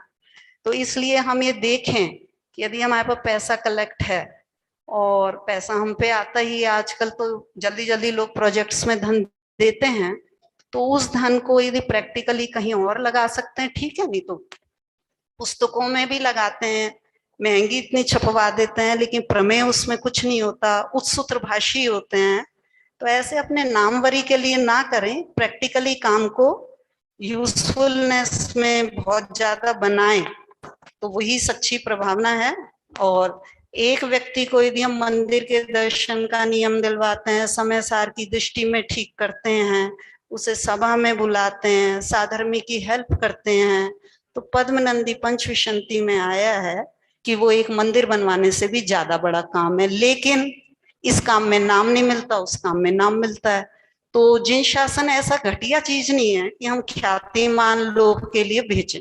भगवती आराधना में लिखा है कि ये जिन शासन ही ऐसा मिला है क्या तुझे, चिंतामणि रतन को छोड़ करके तूने क्या अपने को लिया? क्या लिया हमने? एक सूत की धागा में बेच दिया। तो हम कोशिश करें जिनवानी की एक एक लाइन अपने पे लगाने के लिए, क्योंकि आगम ज्ञान आत्म ज्ञान नहीं होता है, और आगम ज्ञान आत्म ज्ञान संयम तत्वार्थ सिद्धांत इन सबकी एकता का नाम ही मोक्ष मार्ग है। आगे पॉइंट्स बहुत होते हैं, लेकिन इतना ही पॉइंट बहुत है। और ऐसा कीजिएगा जो लाइन आपको एक अच्छी लगी हो, बहुत ज्यादा प्रेशर मत दीजिए दिमाग पे, सारा इतना कोरिलेटेड है जिन शासन, सिर्फ एक सिंगल लाइन जो अच्छी लगी है वो हम प्रैक्टिकली उतारें, और यदि हमें नहीं समझ में आ रहा तो उस लाइन को पिष्ट पेषण जब तक करें अनुभव ज्ञान पे, जब तक वो बात और मेरी बात एक ना हो जाए। ओम नमः सिद्धि। बहुत बहुत आभार बहन जी, आभा देवी का, जिन वाणी की, जिन शासन की प्रभावना आत्मज्ञान से, और ऐसे आत्मज्ञान के लिए जिन वाणी इस युग में महा उपकारिणी है।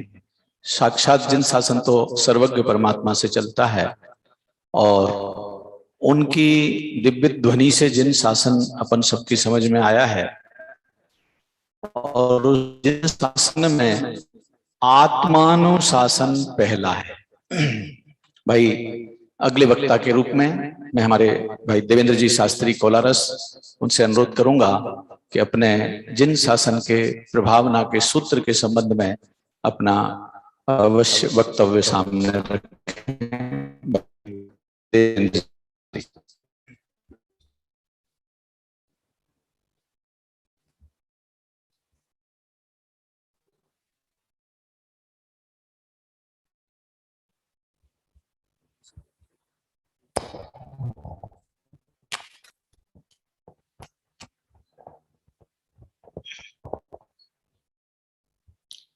भूतकाल प्रभु आपका, वह मेरा वर्तमान, वर्तमान जो आपका वह भविष्य मना। ओम नमः शिवाय। चूंकि आदरणीय भाई साहब यहाँ विराजमान है, और आज जो गोष्ठी का विषय यहाँ लिया गया है, उस विषय का नाम है प्रभावना के सूत्र। सबसे बड़ी बात तो मैं आपसे एक कहूं, चूंकि मैं प्रैक्टिकली बात करता हूं, आगम के उदाहरण तो बहुत दे चुके, बहुत आगम के उदाहरण यहाँ पे आ भी गए हैं। पुरुषार्थ सिद्धि उपाय का भी दीदी ने दिया, और रत्नगण साहब का चार जी के बताए। प्रभावना के सूत्र के लिए सबसे मुख्य बंधु है आराधना पूर्वक ही प्रभावना हुआ करती है।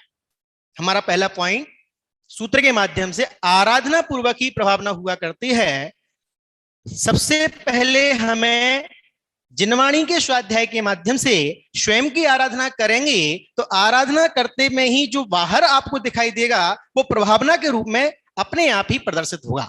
इसका सबसे बड़ा उदाहरण हमारे आदरणीय भाई साहब, इनके माध्यम से जो आज ये प्रभावना डॉक्टर संजीव गोधा के माध्यम से पूरे देश में, पूरे विश्व में ये जो प्रभावना हो रही है, वास्तव में वो प्रभावना आराधना पूर्वक की प्रभावना है, जो कि सहजता में ये कार्यक्रम होते चले जा रहे हैं। इसमें दूसरा पॉइंट बताऊं, अब प्रभावना में चूंकि अब टेक्नोलॉजी भी आ गई है, मैं थोड़ी टेक्नोलॉजी की भी चर्चा करता हूं। टेक्नोलॉजी आ गई है, टेक्नोलॉजी में हमारे पास में मोबाइल, लैपटॉप एक ऐसे साधन बने हुए हैं। कोरोना काल में सबसे ज्यादा प्रभावना के अगर निमित्त कोई बने है तो यही चीज बनी। अनेक वर्षों से कभी भी हम लोगों ने, बहुत लोगों ने सुना, कभी भी ये सोचा नहीं था कि ऐसा समय भी आ जाएगा कि इसमें जिन मंदिर भी बंद हो जाएंगे। इस कोरोना के काल में हमने ऐसा समय भी देखा 2 वर्ष से, जिसमें जिन मंदिर भी बंद हो गए, स्वाध्याय की परिपाटियां भी बंद हो गई। लेकिन ये टेक्नोलॉजी में, इस मोबाइल के माध्यम से, जो भाई साहब के माध्यम से, जो कोरोना काल में और भी जो प्रवचनों के माध्यम से 3-3, 4-4 बार जो प्रवचन स्वाध्याय किए गए, वास्तव में वो बहुत महती प्रभावना हुई, और सब लोगों ने और सब हमारे साधर्मियों ने प्रसन्नचित्त होकर के स्वाध्याय किया। अब प्रभावना का क्या बताऊं, हम तो प्रवचन सुनते हैं, कंटिन्यू से जुड़े हुए हैं, तो ऐसी ऐसी बातें हमने कोरोना काल में देखी। अब मैं उसका एक छोटा एग्जांपल आप लोगों को देता हूं। भाई साहब, हमने जो प्रवचन सुने, तो प्रवचन के चैट में हमने एक बार ऐसा देखा, कोरोना के टाइम में जब भाई साहब के प्रवचन हो रहे, प्रवचन में एक बहन, साधर्मी बहन थी, वो साधर्मी बहन के उनके हस्बैंड खत्म हो गए, वो खत्म हो गए, और वो बॉडी को संग में लेकर के बैठी हुई और प्रवचन सुन रही है अपने स्वाध्याय के। तत्व प्रभावना, इस जो प्रभावना देखो आप, कहां कहां मतलब प्रभावना हो रही है। ऐसी प्रभावना हम सबके जीवन में आना चाहिए। एक दूसरा मैं पॉइंट बोलूं आपको, आत्मानुभूति और तत्व प्रचार, ये 2 बातें हमें टोडरमल स्मारक ट्रस्ट में जब हम पढ़े, और पढ़ने के साथ साथ में और पढ़ने के बाद में भी हमें बताया गया, बार बार समझाया गया कि आत्मानुभूति सबसे पहला काम, दूसरा प्रभावना आपका दूसरा काम। आत्मानुभूति हमें सबसे पहले करना है, उसके बाद में हमें प्रभावना का काम करना है। प्रभावना जिन किन्हीं भी कारणों से हो, अभी दीदी ने भी बताया, वो हमें अपने जीवन में अपनाना चाहिए, किन्हीं भी कारणों से हो, जैसे कि तत्व प्रभावना के माध्यम से कोई साधर्मी का सहयोग हो रहा हो, उसके माध्यम से हो सके।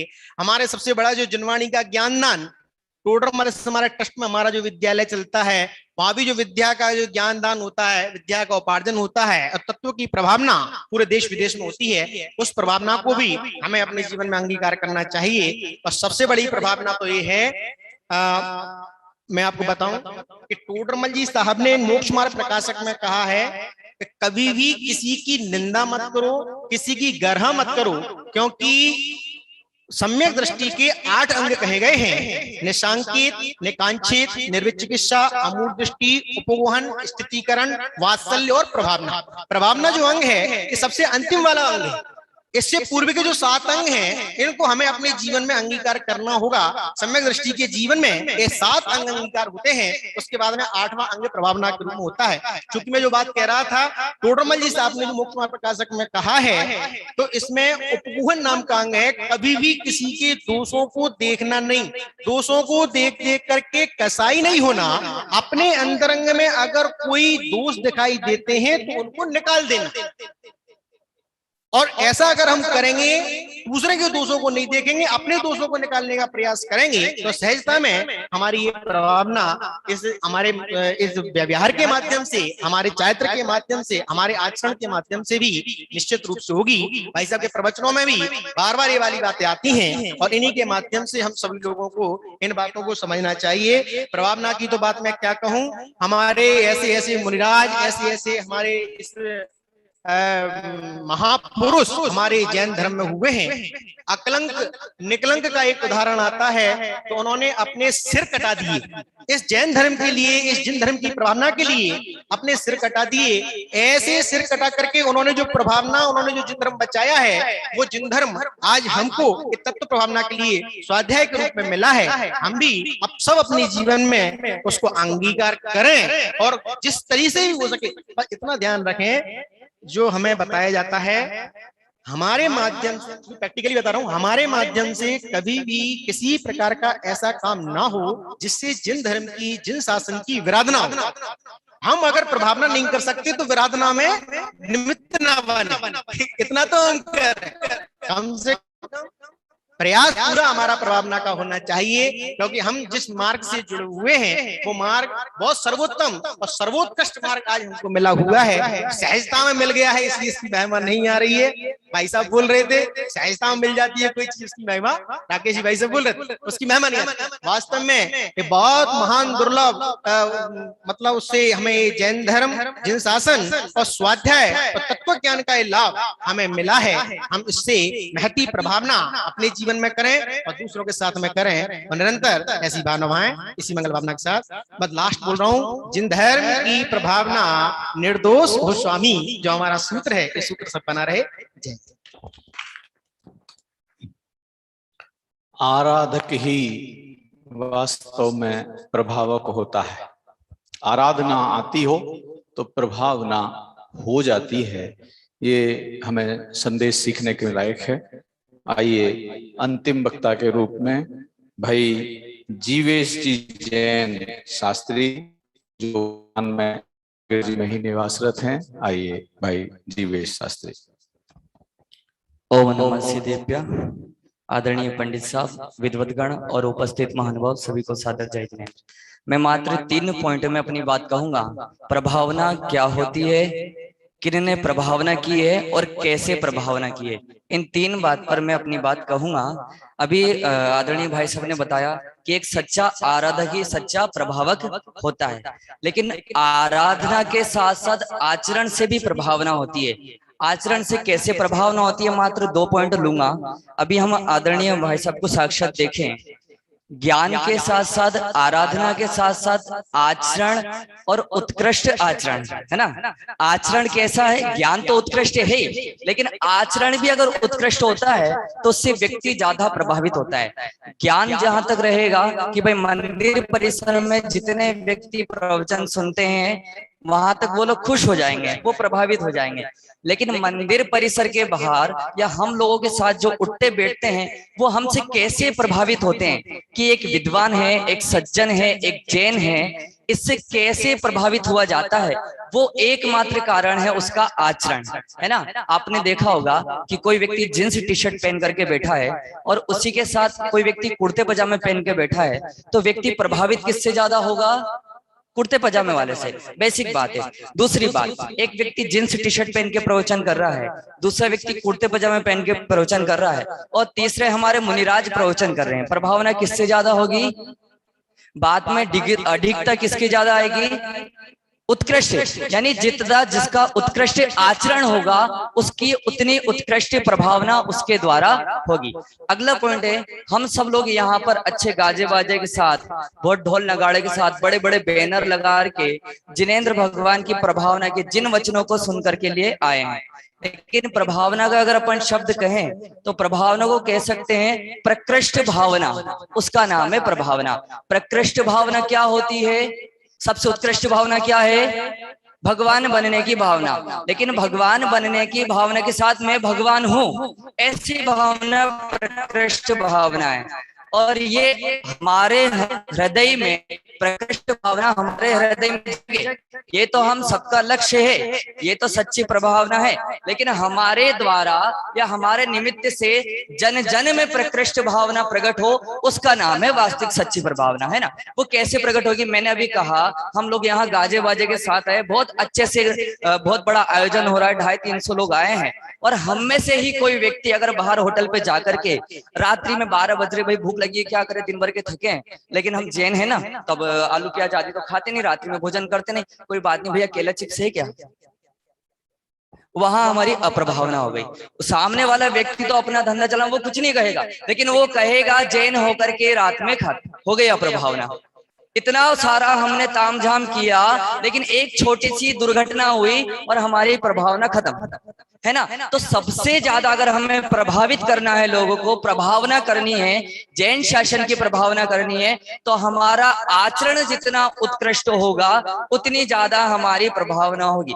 मुझे मंच से ये बात नहीं कहनी चाहिए, लेकिन मैं ये बात यहाँ पर कहता हूँ, हम बच्चों को पाठशाला में पढ़ाते हैं कि भाई आपको आलू प्याज खाना है ना, तो आप घर में खाओ। क्या कहा मैंने? अन्यथा मत लेना, मुझे यहाँ से नहीं कहनी चाहिए, लेकिन अगर आपको खाना है तो आप घर में खाओ। ठेले पे जाकर के अगर आप खाओगे, एक चौपाटी पे जाकर के अगर खाओगे, तो वहां 10 लोग आपको देखेंगे और कहेंगे ये जैनी बच्चा वो पाठशाला जाता है, देखो आलू खा रहा है, हो गई अप्रभावना। तो ऐसे प्रभावना नहीं होगी। वास्तविक अगर हमें प्रभावना करनी है तो हमारे आचरण से ही हमारा प्रभावना होगी, और सच्ची प्रभावना यही है कि ये जो हमारा उत्कृष्ट धर्म मिला है, ये धर्म पर कोई आंच ना आए, यही वास्तविक सच्ची प्रभावना है। अब प्रभावना किन्ने की है? उदाहरण दिया था आचार्य अकलंक और निकलंक ने।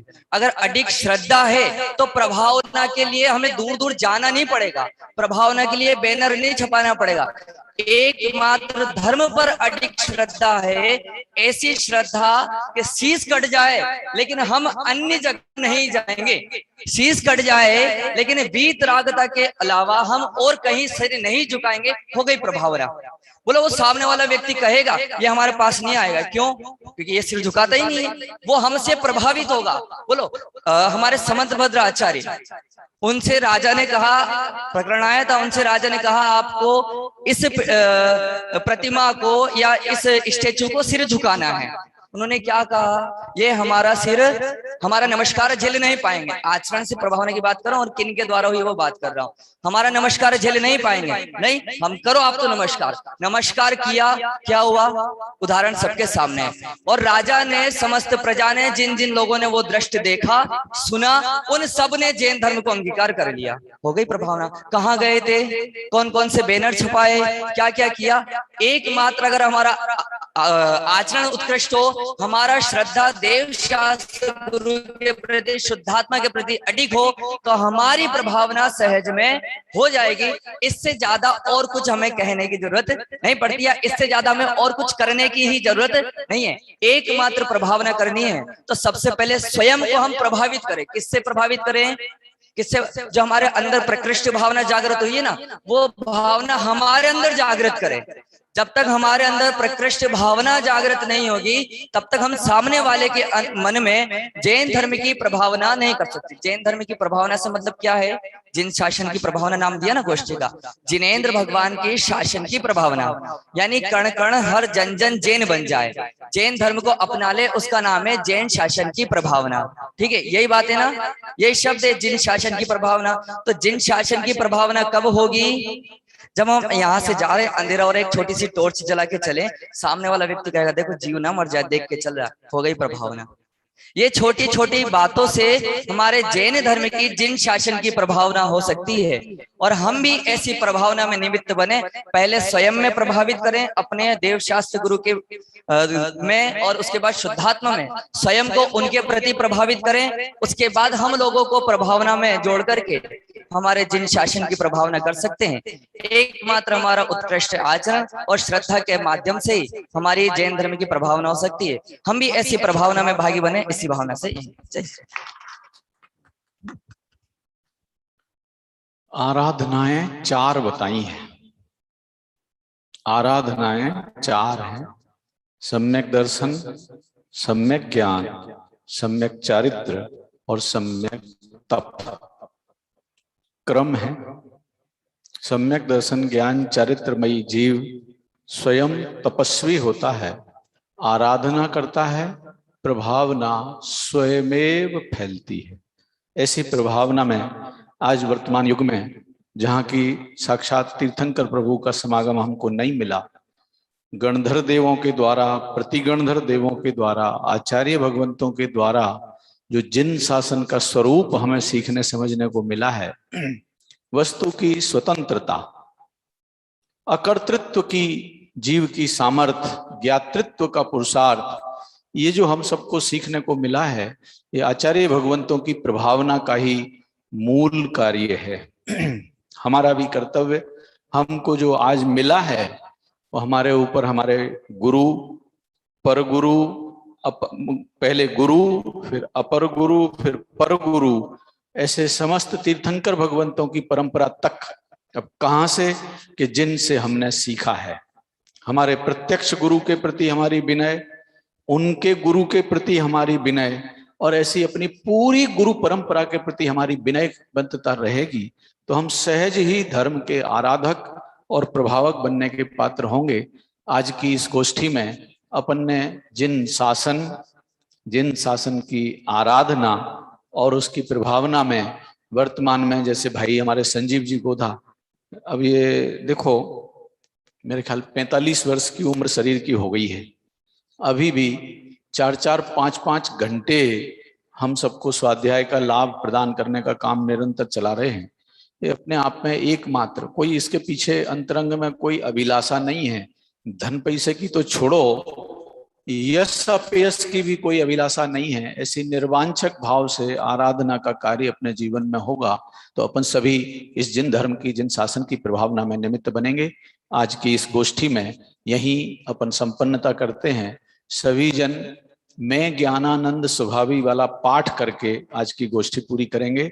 खड़े होकर अपन सभी मैं ज्ञानानंद स्वभावी हूँ, मैं ज्ञानानंद स्वभावी, मैं हूँ अपने में स्वयं पूर्ण, पर की मुझ में कुछ गंध नहीं, मैं अरस अरूपी स्पर्शी, पर से कुछ भी संबंध, मैं रंग राग से भिन्न, भेद से भी मैं भिन्न निराला हूँ, मैं हूँ अखंड चैतन्य पिंड, निज रस में रमने वाला, मैं ही मेरा करता धरता, मुझ में पर का कुछ काम नहीं, मैं मुझ में रहने वाला हूँ, पर मैं मेरा विश्राम। मैं शुद्ध बुद्ध अविरुद्ध एक पर परिणति से अप्रभावी हूँ। आत्मानुभूति से प्राप्त तत्व मैं ज्ञानानंद स्वभाव। मैं ज्ञानानंद स्वभावी हूँ। मैं ज्ञानानंद स्वभावी हूँ। मैं ज्ञानानंद स्वभावी हूँ। मैं ज्ञानानंद स्वभाव। बोले अंतर्मुख मुद्रावंत सर्वजनेन्द्र भगवान की। द्वादशांग जिनवाणी माता की। जिन शासन के परम प्रभावक समस्त ज्ञानी धर्मात्मा जीवों की जय हो, जय हो। आप सभी का इस गोष्ठी में सानिध्य मिला, सबका बहुत बहुत आभार। सुबह अपन ख्याल कीजिएगा 5 बजे से 5:45 तक सामायिक पाठ के लिए ध्यान मंदिर में आएंगे। 6:45 से 7:30 बजे तक जिनेंद्र अभिषेक और पूजन, नित्य नियम पूजन। 7:30 बजे से 8 बजे तक अल्पाहार के लिए समय। 8 बजे से 8:45 बजे तक परमागम समय सार जी की शोभा यात्रा में अपन सभी सम्मिलित होंगे। 8:45 बजे से 9:30 बजे तक ग्रंथाधिराज समय सार श्रीमान सुनील जी, संजय जी सराफ परिवार द्वारा भाई डॉक्टर संजीव जी गोधा को व्याख्यान माला के शुभारंभ की वाचना के लिए निवेदन करने वाली कार्यक्रम हुआ और उसके बाद संजीव जी गोधा का मार्मिक प्रवचन का लाभ हमको मिलेगा 9:30 बजे से 10:30 बजे तक। सभी समय मर्यादा का पालन करते हुए संपन्न आइएगा।